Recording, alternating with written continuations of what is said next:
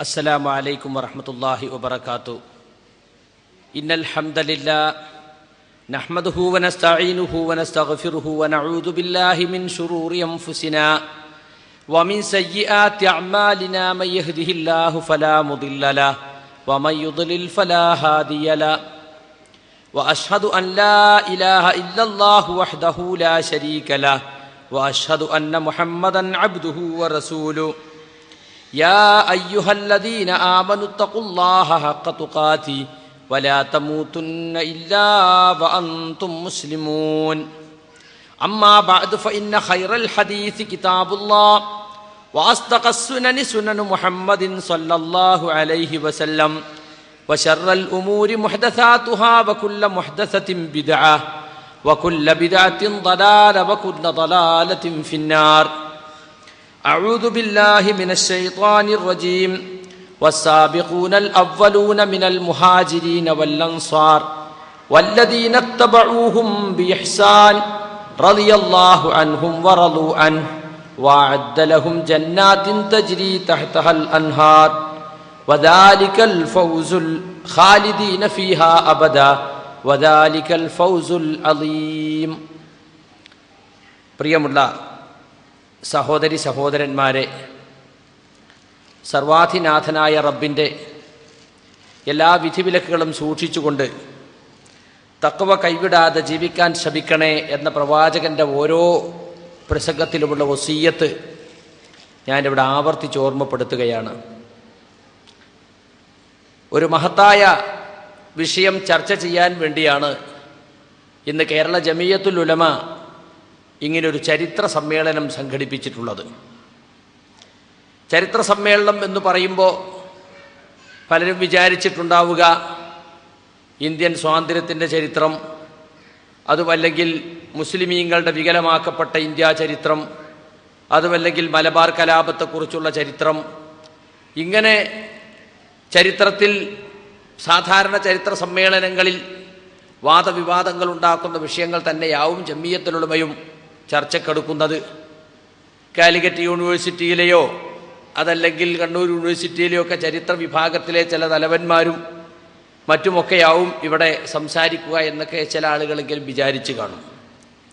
എന്നാൽ ഇസ്ലാമിക ചരിത്രത്തെ വൈജ്ഞാനികമായി സമീപിക്കുകയും ചരിത്രത്തെ നാം എങ്ങനെ സമീപിക്കണം, ചരിത്രത്തിലെ നെല്ലും പതിരും നാം എങ്ങനെ വേർതിരിക്കണം എന്ന് മുജാഹിദ് പ്രവർത്തകർക്കിടയിൽ അവബോധമുണ്ടാക്കുക എന്ന മഹത്തായ ലക്ഷ്യത്തോടു കൂടിയാണ് ജമിയത്തുൽ ഉലമ ഈ സമ്മേളനം പ്ലാൻ ചെയ്തിട്ടുള്ളത്. ഇവിടെ സംസാരിച്ച വിഷയങ്ങളൊക്കെ നിങ്ങൾക്ക് എടുത്തു നോക്കിയാൽ ആ കാര്യം ബോധ്യമാകും. ചരിത്ര പാരായണത്തിൻ്റെ ഖുർആനിക സമീപനം ഇവിടെ എൻ്റെ ഉസ്താദ് കൂടിയായ പ്രൊഫസർ മുഹമ്മദ് തൃപ്പനച്ചി അവതരിപ്പിക്കേണ്ടായി. അതുപോലെ തന്നെ സുഹൃത്ത് അബ്ദുൽ മാലിക് സലഫി പ്രവാചക ചരിത്രത്തിലെ നെല്ലും പതിരും എന്ന വിഷയം അവതരിപ്പിക്കേണ്ടായി. കൂട്ടത്തിൽ നമ്മൾ മനസ്സിലാക്കി വെക്കേണ്ട ഇന്ത്യ രാജ്യത്തെ സലഫി പ്രസ്ഥാനത്തിൻ്റെ ചരിത്രത്തിലേക്കാണ് ഫസലുർ റഹ്മാൻ സാഹിബ് സൂചന നൽകിയത്. എനിക്ക് സംസാരിക്കാൻ വേണ്ടി ലഭിച്ചിട്ടുള്ളത് ചരിത്രത്തിലെ വികലമാക്കപ്പെട്ട അധ്യായം പ്രവാചക വിയോഗം മുതൽ കർബല വരെ വളരെയേറെ തെറ്റിദ്ധരിക്കപ്പെട്ടിട്ടുള്ള സ്വഹാബത്തിൻ്റെ ചരിത്രമാണ് വാസ്തവത്തിൽ ഈ കാലഘട്ടത്തിൻ്റെ ചരിത്രം എന്ന് പറയുന്നത്. നബി സല്ലല്ലാഹു അലൈഹി വസല്ലം വഫാത്തായത് മുതൽ ഹുസൈൻ റളിയല്ലാഹു അൻഹു കർബലയിൽ ഷഹീദാകുന്നതുവരെ, കൊല്ലപ്പെടുന്നതുവരെയുള്ള ചരിത്രം, 4 ഖലീഫമാരുടെയും മുആവിയ റളിയല്ലാഹു അൻഹുവിൻ്റെയും യസീദ് റളിയല്ലാഹു അൻഹുവിൻ്റെയും ഭരണകാലത്തുള്ള ചരിത്രം. ഈ ചരിത്രത്തിൽ അത് വായിക്കാൻ നാം മനസ്സ് വെക്കുമ്പോൾ തന്നെ നമ്മുടെ മനസ്സിലുണ്ടാകേണ്ട ഒരു കാര്യം, സ്വഹാബത്തുൽ കിറാം റളിയല്ലാഹു അൻഹും അവരെക്കുറിച്ച് മുസ്ലിം ഉമ്മത്തിൻ്റെ നിലപാടെന്താണ്. സൂറത്ത് തൗബയിലെ 100-ാമത്തെ ആയത്താണ് ഞാൻ ഓതി വെച്ചത്. വസാബിഖൂനൽ അവ്വലൂന മിനൽ മുഹാജിരീന വൽ അൻസാർ. മുഹാജിറുകളിലും അൻസാറുകളിലും പെട്ട ഇസ്ലാമിലേക്ക് ആദ്യം കടന്നു വന്ന സഹാബികൾ, മുൻകടന്നവർ. വല്ലദീന തബഊഹും ബിഇഹ്സാൻ, നന്മകൾ പ്രവർത്തിച്ചുകൊണ്ട് അവരെ പിന്തുടർന്നവരും. റളിയല്ലാഹു അൻഹും വറളു അൻ, അവർ അള്ളാഹുവിനെ കുറിച്ച് തൃപ്തിപ്പെട്ടിരിക്കുന്നു, അള്ളാഹു അവരെക്കുറിച്ചും തൃപ്തിപ്പെട്ടിരിക്കുന്നു. വഅദ്ദ ലഹും ജന്നാത്തിൻ തജ്രി തഹ്തഹൽ അൻഹാർ, താഴ്ഭാഗങ്ങളിലൂടെ നദികൾ ഒഴുകുന്ന സുന്ദര സ്വർഗങ്ങൾ അള്ളാഹു അവർക്ക് വേണ്ടി ഒരുക്കി വെച്ചിട്ടുണ്ട്. അവരതിൽ ശാശ്വതരായിരിക്കും. അതത്രേ മഹത്തായ വിജയം. സഹാബികൾക്ക് അള്ളാഹു കൊടുക്കുന്ന പ്രധാന സർട്ടിഫിക്കറ്റാണിത്. അള്ളാഹുവിന്റെ പൊരുത്തം നേടിയവരും അള്ളാഹുവിനെ കുറിച്ച് അവർ പൊരുത്തപ്പെട്ടവരുമാണ്. അവർക്ക് സ്വർഗമുണ്ട്. അവർ മഹത്തായ വിജയം കൈവരിച്ചവരാണ്. സഹാബികളുടെ ജീവിതത്തിൽ പിന്നീട് എന്തൊക്കെ നമുക്ക് പലതും പറഞ്ഞു കേൾക്കുന്നുണ്ടല്ലോ, ശരിയും തെറ്റും കൂടിക്കലർന്ന ചരിത്രത്തിൽ. അവർക്കിടയിൽ യഥാർത്ഥത്തിൽ സംഭവിച്ചതിൽ എന്തൊക്കെ അപാകതകൾ ഉണ്ടെങ്കിലും അതെല്ലാം അറിയുന്ന അള്ളാഹുവാണ് ഈ സർട്ടിഫിക്കറ്റ് കൊടുക്കുന്നത്. മാത്രമല്ല പരിശുദ്ധ ഖുർആനിൽ വേറെയും പല ആയത്തുകളിലും കുന്തും ഖൈറ ഉമ്മത്തിൻ ഉഖ്രിജത് ലിന്നാസ്, നിങ്ങൾ ഏറ്റവും ഉത്തമമായ സമുദായമാകുന്നു, ജനങ്ങൾക്ക് വേണ്ടി പുറത്തു കൊണ്ടുവരപ്പെട്ട സമുദായങ്ങളിൽ ഏറ്റവും ഉത്തമ സമുദായം. ഇതാരോടാ പറയുന്നത്? സ്വഹാബത്തുൽ കിറാം റളിയല്ലാഹു അൻഹുവിനോടാണ് പറയുന്നത്. വകദാലിക ജഅൽനാകും ഉമ്മത്തൻ വസത, നിങ്ങളെ ഒരു മധ്യമ സമുദായമാക്കിയിരിക്കുന്നു. ലിതകൂനൂ ശുഹദാ അലന്നാസ്, നിങ്ങൾ ജനങ്ങളുടെ മേൽ സാക്ഷികളായിരിക്കാൻ. വയകുന റസൂലു അലൈക്കും ഷഹീദാ, റസൂൽ നിങ്ങൾക്ക് സാക്ഷിയാണ്. അപ്പൊ റസൂലുള്ളാഹി സ്വല്ലല്ലാഹു അലൈഹി വസല്ലം മാതൃകയാക്കിക്കൊണ്ട് മറ്റുള്ളവർക്ക് മാതൃകാ പുരുഷന്മാരായി നിലകൊള്ളാൻ വേണ്ടി അള്ളാഹു പ്രത്യേകം തെരഞ്ഞെടുത്തൊരു വിഭാഗമാണ് സഹാബികൾ എന്ന് ഈ ആയത്തും നമുക്ക് മനസ്സിലാക്കി തരുന്നു. ഇതുപോലെ നിരവധി ആയത്തുകളിലൂടെ സഹാബികൾക്ക് അള്ളാഹുവിന്റെ തൃപ്തിയും പ്രവാചകൻ സ്വല്ലല്ലാഹു അലൈഹി വസല്ലമയുടെ തൃപ്തിയും ലഭിച്ച മഹാന്മാരാണ് എന്ന് നമുക്ക് മനസ്സിലാക്കാൻ സാധിക്കും. നബി സ്വല്ലല്ലാഹു അലൈഹി വസല്ലം തന്നെ പറഞ്ഞല്ലോ, ഫവല്ലദീ നഫ്സി ബിയദിഹി ലൗ അൻഫഖ അഹദുകും മിസ്ല ഉഹുദിൻ ദഹബാ, എന്റെ ആത്മാവ് ആരുടെ കയ്യിലാണോ അവനാണ് സത്യം. നിങ്ങളിൽ ഒരാൾ ഉഹദ് മലയോളം സ്വർണം ചെലവഴിച്ചാലും മാ അദ്റക മുദ്ദ അഹദിഹിം വലാ നസീഫഹു, എന്റെ സഹാബികൾ ചെലവഴിച്ച ഒരു മുദ്ദിന്റെ അത്രയോ അതിന്റെ പകുതി പോലും അതെത്തുകയില്ല. അതുപോലെ അവിടുന്ന് പറഞ്ഞു, ഖൈറുന്നാസ് ഖൈറു ഉമ്മത്തി ഖർനി സുമ്മല്ലദീന യലൂനഹും സുമ്മല്ലദീന യലൂനഹും, എന്റെ സമുദായത്തിൽ ഏറ്റവും ഉത്തമന്മാർ എന്റെ കൂടെ ജീവിച്ച തലമുറയാണ്, അതായത് സ്വഹാബത്തിന്റെ തലമുറ. പിന്നെ അതിനടുത്തു വരുന്നവർ, പിന്നെ അതിനടുത്തു വരുന്നവർ. സുമ്മ യജീഉ ഖൗമുൻ തസ്ബിഖു അയ്മാനുഹും ഷഹാദതഹും, പിന്നെ കുറച്ച് ആളുകൾ വരും, അവർ സത്യം ചെയ്യല് അത് ആവശ്യമില്ലാതെ അവരിങ്ങനെ സത്യം ചെയ്തുകൊണ്ടിരിക്കും. അവരെ ഷഹാദത്തിനെ അവർ ഐമാൻ മുൻകടക്കും. വയശ്ഹദൂന ഖബല അൻ യസ്തശ്ഹിദൂ, സത്യം ചെയ്യാൻ സാക്ഷി പറയാൻ ആവശ്യപ്പെടാതെ അതിനു മുമ്പ് തന്നെ അവർ സാക്ഷ്യം പറയും. സത്യം ചെയ്യാൻ ആവശ്യപ്പെടാതെ സത്യം ചെയ്യുകയും അതുപോലെ സാക്ഷി പറയാൻ ആവശ്യപ്പെടാതെ സാക്ഷ്യം പറയുകയൊക്കെ ചെയ്യുന്നൊരു കൂട്ടർ പിന്നീട് വരും എന്ന് പ്രവാചകൻ സ്വല്ലല്ലാഹു അലൈഹി വസല്ലം ഈ 3 തലമുറയ്ക്ക് ശേഷമുള്ള ആളുകളെ സംബന്ധിച്ച് പറയാണ്. അതുകൊണ്ട് ഇതെല്ലാം മനസ്സിൽ വെച്ചുകൊണ്ട് വേണം ഈ കാലഘട്ടത്തിന്റെ ചരിത്രം, പ്രവാചക വിയോഗം മുതൽ കർബല വരെയുള്ള ചരിത്രം തികച്ചും സ്വഹാബത്തിന്റെ കാലഘട്ടമാണ്. ഹിജ്റ 110 സുഹൃത്തുക്കളെ അവസാന സ്വഹാബി മരിച്ചു പോകുന്നത് എന്ന് നിങ്ങൾ മനസ്സിലാക്കണം. കർബല എന്ന് പറയുമ്പോൾ യഥാർത്ഥത്തിൽ ഹിജ്റ 61 നടക്കുന്നത്. ഹുസൈൻ റളിയല്ലാഹു അൻഹുവിന്റെ വധം നടക്കുന്ന കർബല. അതുവരെയുള്ള ചരിത്രം തികച്ചും സഹാബികൾ മാത്രമുള്ള കാലഘട്ടത്തിലാണ് സംഗതികൾ നടക്കുന്നത്. അതുകൊണ്ട് നമ്മൾ ഓർക്കണം, താബിഈങ്ങളായ അല്പം ആളുകളുടെ ചരിത്രം ആ കാലഘട്ടത്തിൽ ഉണ്ടെങ്കിലും പ്രധാനമായും വന്ന് നാം എപ്പോഴും ഓർത്തു വെക്കേണ്ടത് സ്വഹാബത്തിന്റെ നീതിബോധവും അവർക്ക് അഹ്ലുസുന്നത്ത് കൽപ്പിക്കുന്ന മഹത്തായ പദവിയുമാണ്. അത് മനസ്സിൽ വെച്ചുകൊണ്ട് വേണം ഈ കാലഘട്ടത്തിലെ ചരിത്രത്തെ നാം വായിക്കാൻ. സ്വഹാബത്തിന് എന്തൊക്കെ മഹത്വങ്ങൾ ഉണ്ടെങ്കിലും അവർ മഅസൂമുകളാണെന്ന് നമ്മൾ വിശ്വസിക്കുന്നില്ല. അമ്പിയാക്കളും മലായിക്കത്തും മാത്രമാണ് പാപസുരക്ഷിതർ, തെറ്റുപറ്റാത്തവർ. അതേസമയം സഹാബികൾ മഅസൂമുകളല്ല, തെറ്റുകളും അബദ്ധങ്ങളും സംഭവിക്കാൻ സാധ്യതയുള്ള മനുഷ്യരായിരുന്നു അവർ എന്ന് നമുക്ക് അവരെ സംബന്ധിച്ചുള്ള വിശ്വാസത്തിൽ തന്നെ നമ്മൾ മനസ്സിലാക്കിയിട്ടുണ്ടാകും. പിന്നെ അവരുടെ ജീവിതത്തിൽ ചില അബദ്ധങ്ങൾ, മാനുഷികമായ ചില നയവൈകല്യങ്ങൾ, ചില തെറ്റുകളൊക്കെ സംഭവിച്ചിട്ടുണ്ടെങ്കിൽ അതിൻ്റെ പേരിൽ അവരെ അധിക്ഷേപിക്കുവാനോ അവരെ കുറ്റപ്പെടുത്തുവാനോ അവരെ മഹത്വത്തെ ഇടിച്ചു താഴ്ത്തുവാനോ പാടില്ല എന്നതാണ് അഹ്ലുസുന്നത്തിന്റെ നിലപാട്. കാരണം ഇസ്ലാമിൽ വിശ്വസിച്ചതിൻ്റെ പേരിൽ അവർ സഹിച്ച ത്യാഗങ്ങൾ, പീഡനങ്ങൾ, ഇസ്ലാമിക ദഅവത്തിനു വേണ്ടി അവർ വ്യയം ചെയ്ത പ്രയത്നങ്ങൾ, ഇതെല്ലാം വെച്ച് നോക്കുമ്പോൾ മലകൾക്കിടയിലെ മണൽത്തരികളെ പോലെ മാത്രമേ ഈ തെറ്റുകളെ നമുക്ക് കാണാൻ സാധിക്കൂ. ഒരു മലവെള്ളപ്പാച്ചിൽ ഏതാനും തുള്ളികൾ, അതുപോലെ മാത്രമേ അവർ ഒരുപാട് നന്മകൾക്കിടയിലെ ചെറിയ അബദ്ധങ്ങളെ നമുക്ക് കാണുവാൻ സാധിക്കൂ. ആ അബദ്ധങ്ങളെ മാത്രം ഊതി വീർപ്പിച്ച് സഹാബത്തിന്റെ മഹത്വത്തെ ഇടിച്ചു താഴ്ത്താൻ ശ്രമിക്കുന്ന ആളുകളെ യഥാർത്ഥത്തിൽ കണ്ടെത്തി അവരുടെ ദുഷ്ടലാക്കിനെ തുറന്നു കാട്ടുകയാണ് അഹ്ലുസുന്നത്തിന്റെ പണ്ഡിതന്മാർ ഇതപര്യന്തവും ചെയ്തിട്ടുള്ളത് എന്ന് നമ്മൾ മനസ്സിലാക്കണം. ചരിത്രത്തിൽ തുല്യതയില്ലാത്ത ത്യാഗങ്ങൾ സഹിച്ച സഹാബത്ത്, അവരെ ചരിത്രം വികലമാക്കുവാൻ വേണ്ടി, മാറ്റിമറിക്കാൻ വേണ്ടി പല ദുശക്തികളും പല കാലത്തും ശ്രമിച്ചിട്ടുണ്ടെന്ന് നമുക്ക് ഈ ഇസ്ലാമിക ചരിത്രത്തെക്കുറിച്ച് പഠിക്കുമ്പോൾ മനസ്സിലാകും. സഹാബികളെ കാലഘട്ടത്തിലും തുടർന്നുള്ള കാലഘട്ടത്തിലും മുസ്ലിം സമുദായത്തിൽ ഉടലെടുത്ത വിവിധ കക്ഷികൾ, ആ കക്ഷികളിൽ പലരും ചരിത്രത്തെ തങ്ങളുടെ താല്പര്യങ്ങൾക്കൊത്ത് വ്യാഖ്യാനിക്കാനും അതുപോലെ തന്നെ വക്രീകരിക്കാനും ശ്രമിച്ചിട്ടുണ്ട്. പ്രത്യേകിച്ചും ഷിയാ വിഭാഗം, നേരത്തെ ഇവിടെ പല പ്രസംഗത്തിലും പറഞ്ഞതുപോലെ അഹ്ലുസുന്നത്തിന്റെ ചരിത്രത്തെ വികലമാക്കുന്നതിൽ ഭരണയന്ത്രം ഉപയോഗിച്ചും അതുപോലെ തന്നെ പലതരത്തിലുള്ള സൗകര്യങ്ങൾ ചെയ്തു കൊടുത്തും ചരിത്രത്തെ വികലമാക്കാനുള്ള ബോധപൂർവമായ ശ്രമം ഉണ്ടായിട്ടുണ്ട്. അലി റളിയല്ലാഹു അൻഹുവിന്റെ പേരിലാണല്ലോ ഷിയായിസം തുടങ്ങിയത്. ഷിഅത്തു അലി, അലിയുടെ കക്ഷി എന്ന് പറഞ്ഞിട്ടാണ് തുടങ്ങിയത്. അലി റളിയല്ലാഹു അൻഹു ആദ്യം പ്രവാചക കുടുംബത്തിൽപ്പെട്ട വ്യക്തിയാണെന്ന് പറഞ്ഞ അഹ്ലു ബൈത്തിനോടുള്ള സ്നേഹമാണ് പറഞ്ഞു തുടങ്ങിയതെങ്കിലും പറഞ്ഞ് അവസാനം അലിയായിരുന്നു യഥാർത്ഥത്തിൽ ആദ്യത്തെ ഖലീഫയാകേണ്ടിയിരുന്നത്. പിന്നെയുള്ള 3 ഖലീഫമാരും ഖിലാഫത്ത് തട്ടിയെടുത്തവരാണ്. അത് മുഖേന കാഫിറുകളാണ്, അത് അംഗീകരിച്ചു കൊടുത്തവരും കാഫിറുകളാണ് എന്ന് പറയുന്നിടത്ത് ഷിയായിസം എത്തി. ഷിയാക്കൾ പല വിവിധ കക്ഷികളായി, റാഫിദികളെന്നും ഇത്നാശരികളെന്നും പല കക്ഷികളായി അവർ വേർപിരിഞ്ഞപ്പോൾ അവർ സ്വഹാബത്തിനെ ചീത്ത പറയൽ അവരെ പൊതു സ്വഭാവമായി തന്നെ മാറുകയുണ്ടായി.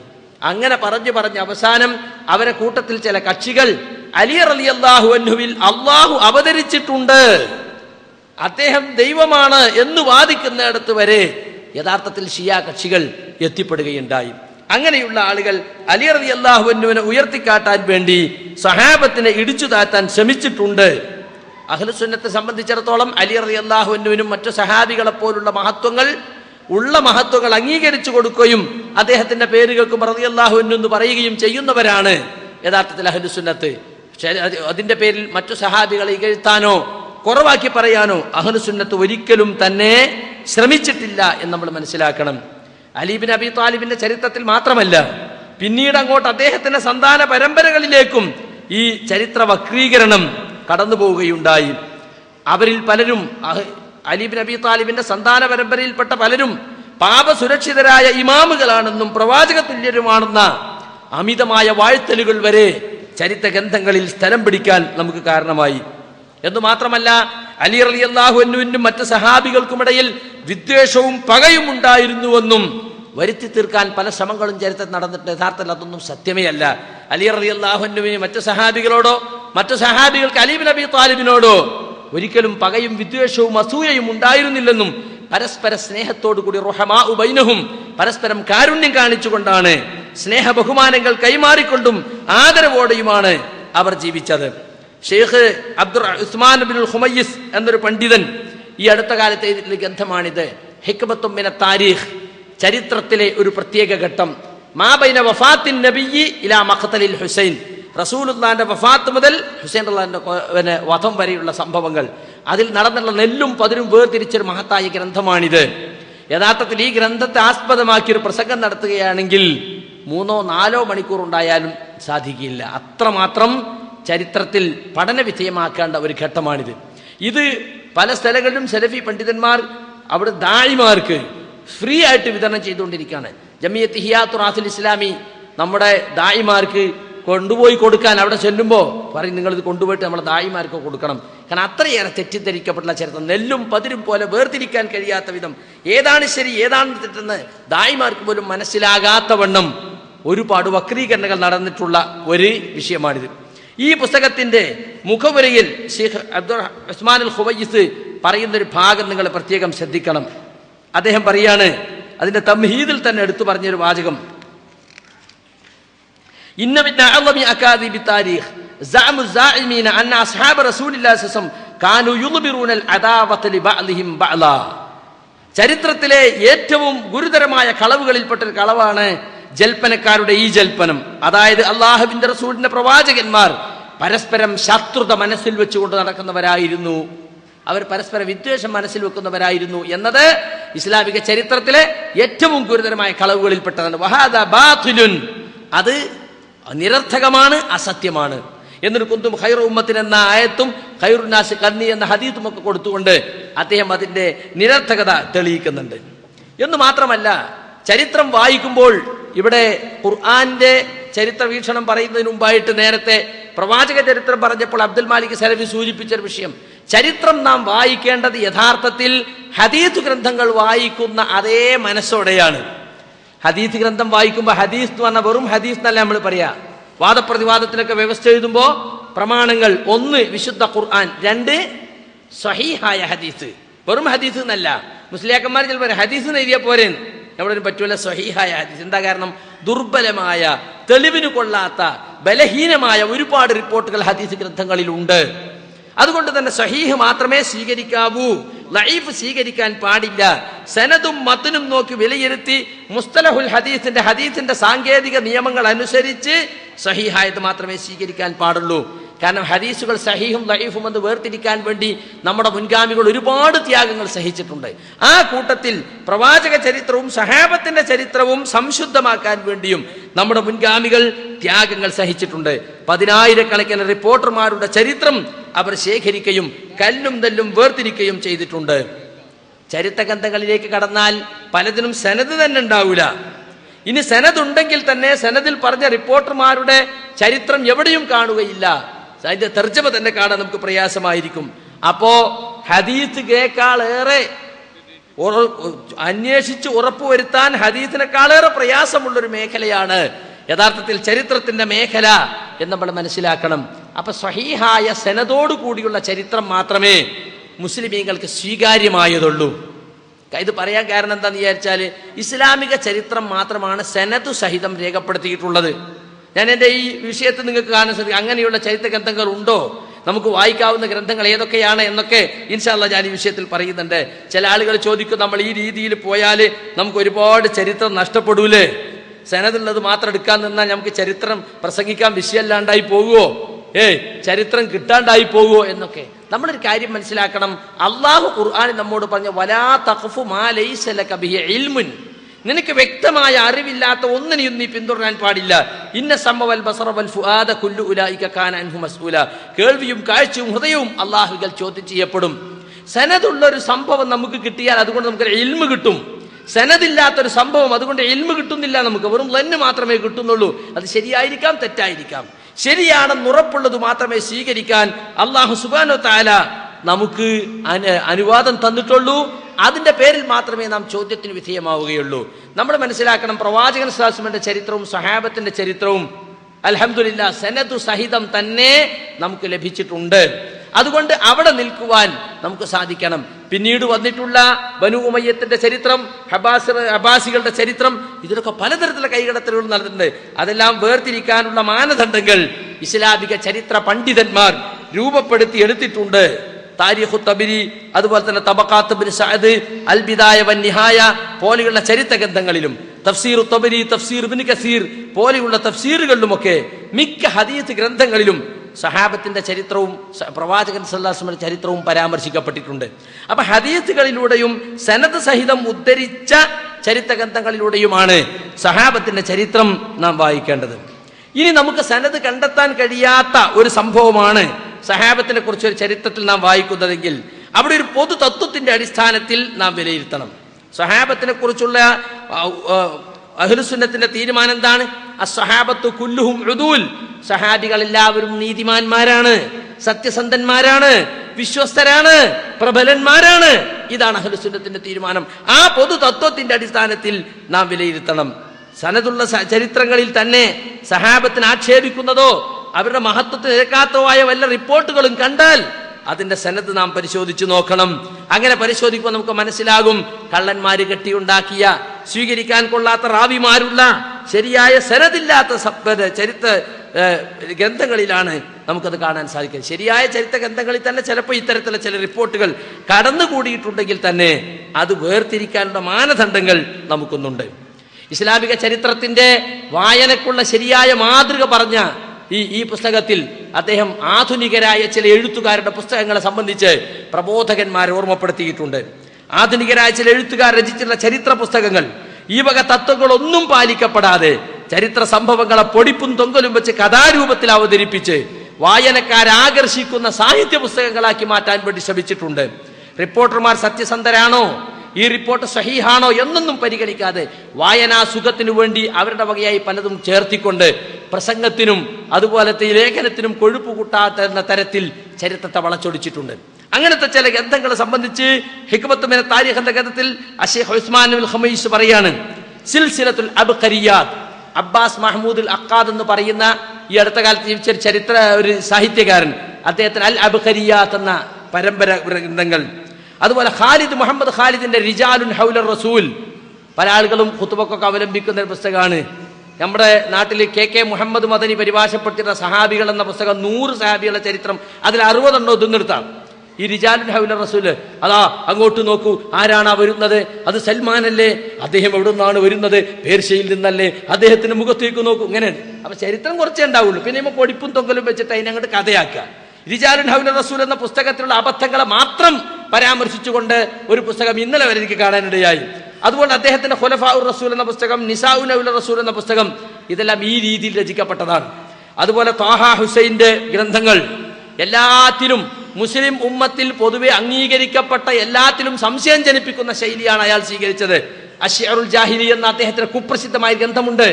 ജാഹിലിയ കാലത്തെ കവിതകളെ സംബന്ധിച്ചുള്ള ഒരു പരാമർശം, അല്ല അതുവരെ മുസ്ലിം ലോകം അംഗീകരിച്ചു പോകുന്ന ധാരണകളെ തകിടം മറിക്കുന്നതാണ്.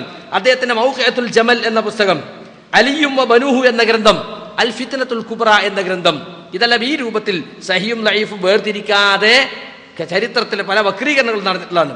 അതുപോലെ ക്രിസ്ത്യാനിയായ ജോർജി സൈദാന്റെ താരീഖുൽ തമദ്ദുനുൽ ഇസ്ലാമി, താരീഖുൽ അദബുൽ അറബി പോലെയുള്ള ഗ്രന്ഥങ്ങൾ, ഇതിലൊക്കെ ഈ പറഞ്ഞ ഇസ്ലാമിക ചരിത്രത്തിന്റെ തത്വങ്ങളൊന്നും തന്നെ ശ്രദ്ധിക്കാതെ രചിക്കപ്പെട്ടവയാണ്. ഇതുപോലെ നാം വായനയിൽ ശ്രദ്ധിക്കേണ്ട ചില ഗ്രന്ഥങ്ങളെ കൂടി ശൈഖ് എടുത്തു പറഞ്ഞിട്ടുണ്ട്. ഒന്ന് അബുൽ ഫറജ് ഇസ്ബഹാനിയുടെ അൽ അഗാനി എന്ന ഗ്രന്ഥം. അതിൽ കുറെ കവിതകളും മറ്റുമാണ്, കൂട്ടത്തിൽ ചില ചരിത്ര പരാമർശങ്ങളുമുണ്ട്. അത് ഈ തരത്തിലുള്ളതാണ്. അതുപോലെ ഇബ്നു അബ്ദുർ റബ്ബിയുടെ അൽ ഇഖ്ദുൽ ഫരീദ് എന്ന ഗ്രന്ഥം വായിക്കുമ്പോൾ സൂക്ഷിക്കേണ്ട ഗ്രന്ഥമാണ് എന്ന് ശൈഖ് ഓർമ്മപ്പെടുത്തുകയാണ്. അതുപോലെ തന്നെ അൽ ഇമാമത്തു വസ്സിയാസ, ഈ ഗ്രന്ഥം ഇബ്നു ഖുതൈബയുടേതാണെന്ന് ആരോപിച്ചിട്ടുണ്ട്. യഥാർത്ഥത്തിൽ വഹുവ മക്ദൂബുൻ അലൈഹി, അദ്ദേഹത്തിന് മേൽ ആരോ ആരോപിച്ചാണ്, യഥാർത്ഥത്തിൽ അദ്ദേഹത്തിൻ്റെതല്ല. അതുപോലെ തന്നെ മുറുജു ദഹബ് എന്ന പേരിൽ മസ്ഊദിയുടെ ചരിത്ര ഗ്രന്ഥം, സനദില്ലാത്ത ഒരു ചരിത്ര ഗ്രന്ഥമാണ്.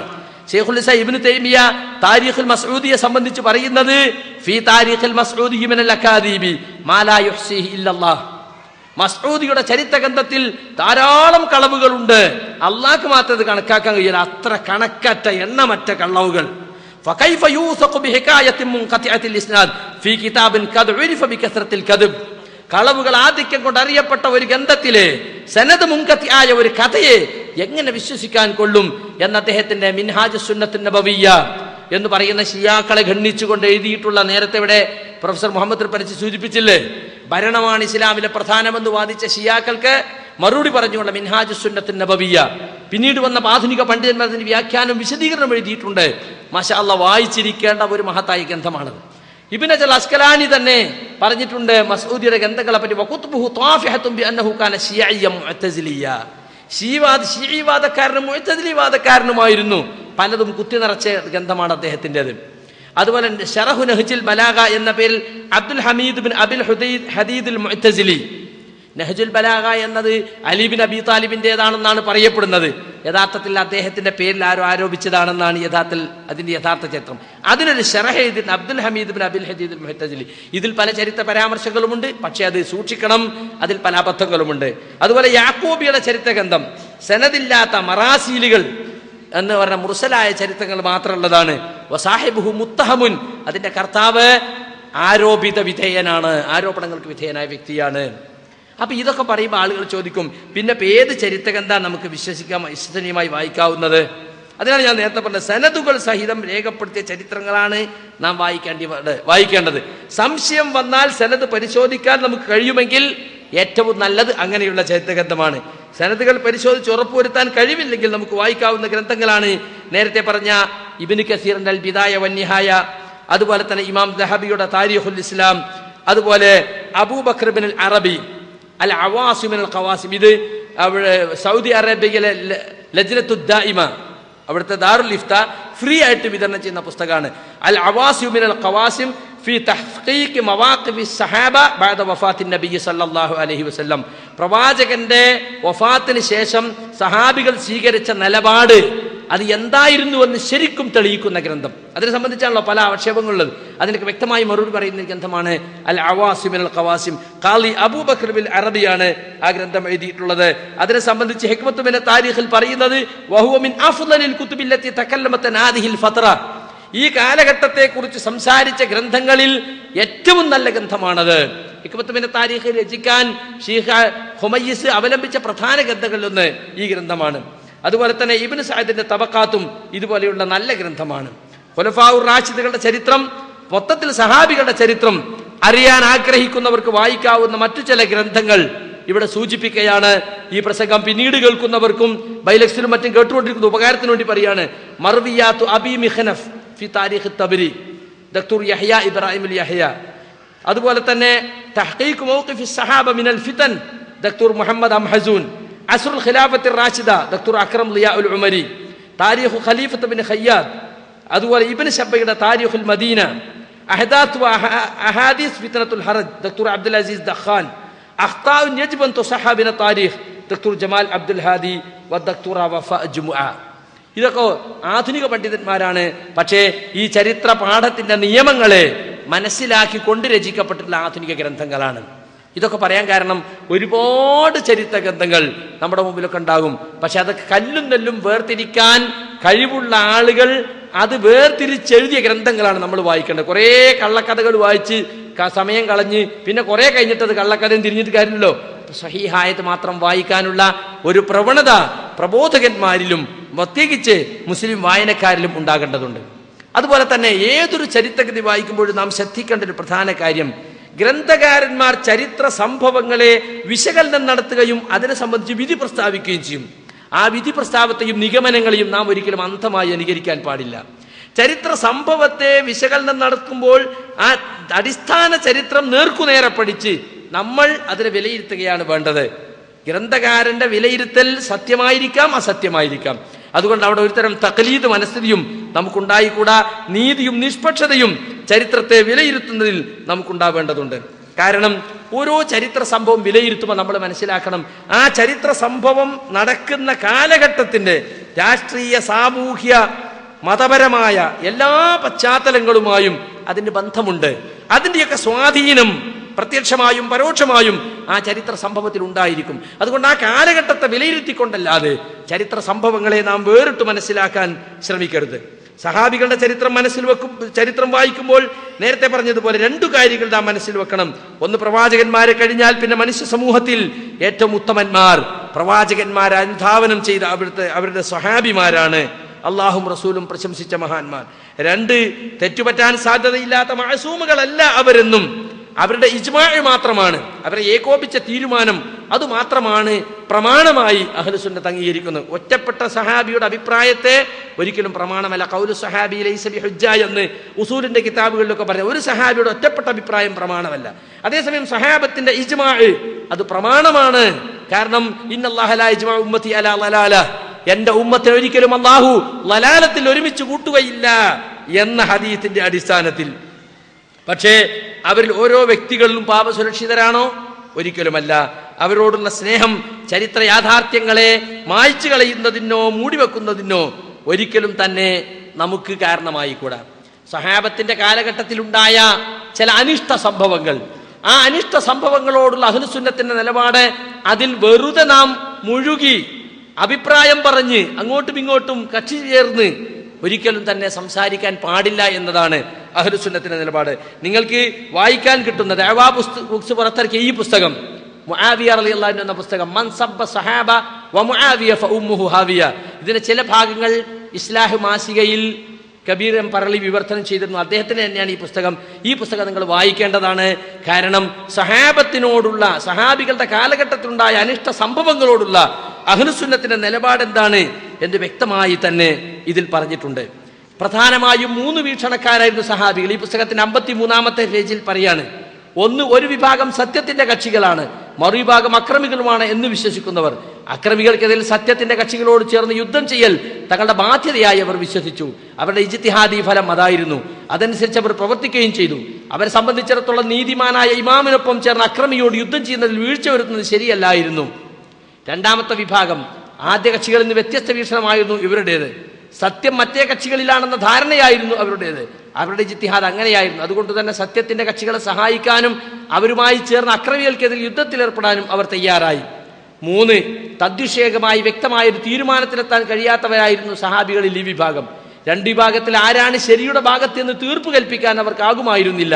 പ്രസ്തുത സന്നിഗ്ധ വേളകളിൽ എന്താണോ ചെയ്യേണ്ടത് അതവർ ചെയ്തു. അഥവാ 2 കക്ഷികളിൽ നിന്നും അവർ മാറി നിന്നു. ആ 2 വിഭാഗങ്ങളിൽ ഏതെങ്കിലും ഒരു വിഭാഗത്തിന്റെ പക്ഷത്താണ് സത്യമെന്ന് അവർക്ക് ബോധ്യപ്പെട്ടിരുന്നുവെങ്കിൽ അവരെ സഹായിക്കൽ അവർക്ക് ബാധ്യതയാകുമായിരുന്നു. അതിനാൽ ഈ 3 വിഭാഗവും അവരെ തീർപ്പുകളിൽ തെറ്റ് സംഭവിച്ചിട്ടുണ്ടെങ്കിൽ തന്നെ മാപ്പിന് അർഹരാണ്. അതുകൊണ്ടാണ് പ്രാമാണികരായ സത്യത്തിന്റെ ആളുകൾ അവരെ സാക്ഷ്യങ്ങൾ അംഗീകരിക്കാനും അവരെ നിവേദനങ്ങളെ ഉൾക്കൊള്ളാനും അവരെ സമ്പൂർണ്ണ നീതിമാന്മാരായി സ്വീകരിക്കാനും ഏകണ്ഠമായി തയ്യാറായത്. അള്ളാഹുവിന്റെ തൃപ്തി അവരെല്ലാവരിലും ഉണ്ടാകട്ടെ. ശറഹ് മുസ്ലിമിൽ നിന്നും ഇമാം നവവിയുടെ വാചകമാണ് അവിടെ എടുത്തു കൊടുത്തത്. അപ്പൊ മുആവിയ റളിയല്ലാഹു അൻഹുവും അതുപോലെ തന്നെ അലി റളിയല്ലാഹു അൻഹുവും തമ്മിൽ യുദ്ധമുണ്ടായിട്ടുണ്ട്. ഒരു പക്ഷത്ത് തൽഹാ റളിയല്ലാഹു അൻഹു, സുബൈർ റളിയല്ലാഹു അൻഹു, ആയിഷ റളിയല്ലാഹു അൻഹ, മറുപക്ഷത്ത് അലി റളിയല്ലാഹു അൻഹു സൈന്യവും അവർ തമ്മിൽ യുദ്ധമുണ്ടായിട്ടുണ്ട്. ഈ 2 കക്ഷിയിലും പെടാതെ മാറി നിന്ന 3 കക്ഷിയുമുണ്ട്. ഈ 3 വിഭാഗം സഹാബികളെയും സംബന്ധിച്ചാണ് ഇവിടെ പറഞ്ഞത്. അതിൽ അനാവശ്യമായി ഇടപെട്ട് സംസാരിക്കുകയോ കക്ഷി ചേരുകയോ പക്ഷം പിടിക്കുകയോ ചെയ്യുന്നത് ന്യായമല്ലെന്നും അവരെല്ലാവരും നീതിമാന്മാരാണെന്നും അവരവർ പ്രവർത്തിച്ച അവരുടെ ഗവേഷണത്തിന്റെ അടിസ്ഥാനത്തിലാണ്. ഗവേഷണം ഇജ്തിഹാദിൽ തെറ്റുപറ്റിയാലും 1 കൂലിയുണ്ട്, ശരിയാണെങ്കിൽ 2 കൂലിയുണ്ടെന്ന റസൂലുള്ളാഹി സ്വല്ലല്ലാഹു അലൈഹി വസല്ലമയുടെ ഹദീസിന്റെ അടിസ്ഥാനത്തിൽ അവരുടെ ഗവേഷണം മുആവിയ റളിയല്ലാഹു അൻഹുവിന്റെ ഇജ്തിഹാദ് അതൊരു പക്ഷേ തെറ്റായിരിക്കാം, അലി റളിയല്ലാഹു അൻഹുവിന്റെ ഇജ്തിഹാദ് അതായിരിക്കാം ശരി. പക്ഷേ 2 പേരോടും നാം ഒരിക്കലും തന്നെ അവരെ മഹത്വത്തിന് നിരക്കാത്ത രൂപത്തിൽ പരാമർശിച്ചുകൂടാ. യാതൊരു അറിവുമില്ലാതെയും ദുരുദ്ദേശപരമായും ചരിത്രത്തെ നിരൂപണം നടത്താൻ ഒരുക്കുന്നതിന് പണ്ഡിതന്മാർ എതിർത്തിട്ടുണ്ട്.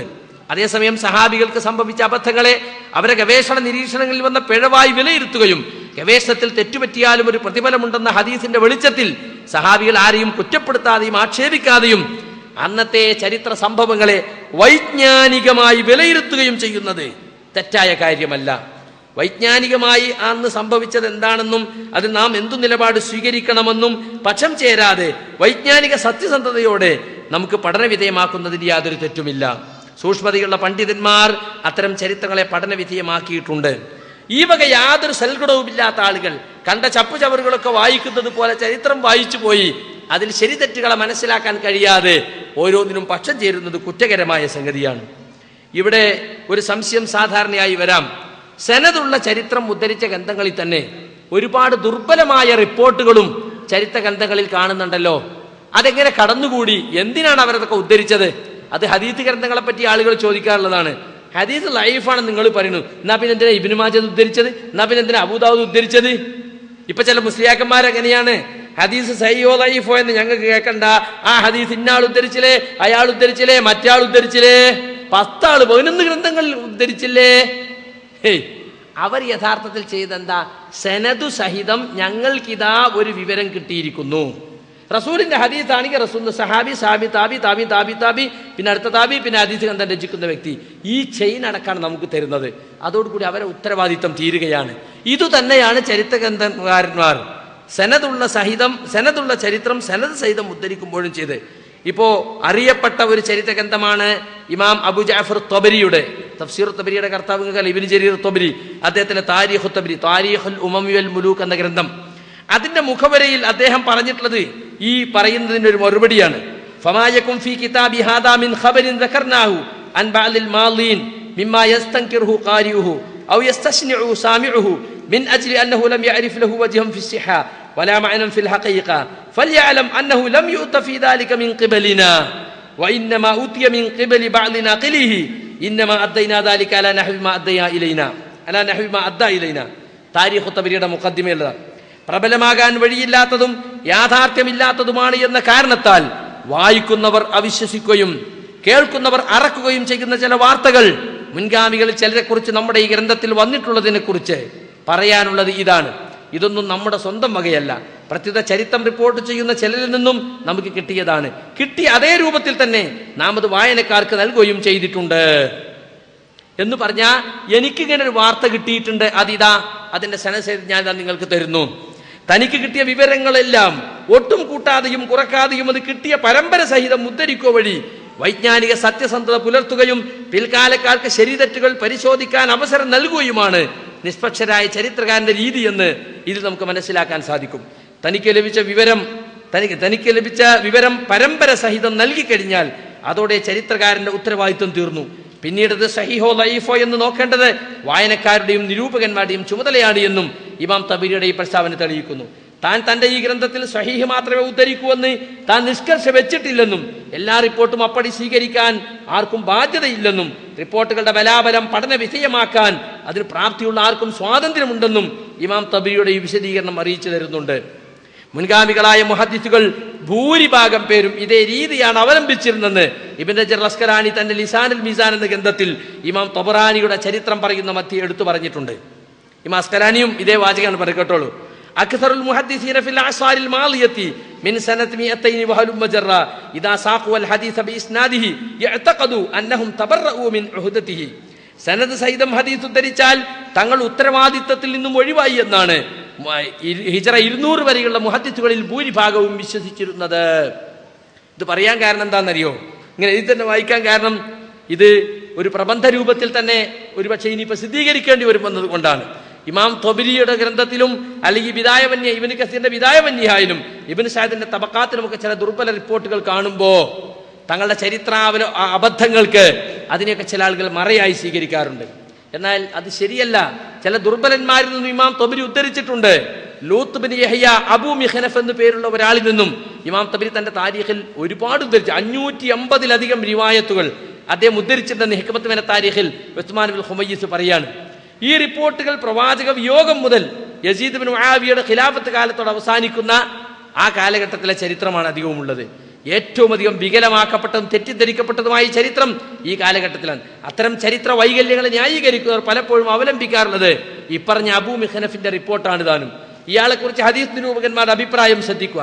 ഖാല ഇബ്നു മഈൻ ലൈസ ബിശൈ, അബൂ മിഖ്നഫ് ഒന്നുമല്ല, അവനൊന്നിനും കൊള്ളൂല. വഖാല അബൂ ഹാത്തിം മത്റൂഖുൽ ഹദീസ്, ഇയാളുടെ ഹദീസ് സ്വീകരിക്കാനേ പാടില്ല. വഖാല ദാറഖുത്നി ദഈഫ്, ഇയാൾ ബലഹീനനാണ്, ദുർബലനാണ്. വഖാല ഇബ്നു ഹിബ്ബാൻ യർവിൽ മൗദൂഅത്തി അനി സിഖാത്ത്, പ്രബലന്മാരിലേക്ക് ചേർത്തിക്കൊണ്ട് കറ്റുകെട്ടി നിർമ്മിച്ചുണ്ടാക്കിയ ഹദീസുകൾ ഉദ്ധരിക്കുന്ന ആളാണ്. വഖാല ദഹബി ഇഖ്ബാരിയുൻ താലിഫുൻ ലാ യൂസഖു ബിഹി, നശിച്ച ഒരു ചരിത്രകാരൻ വിശ്വസിക്കാൻ കൊള്ളില്ല.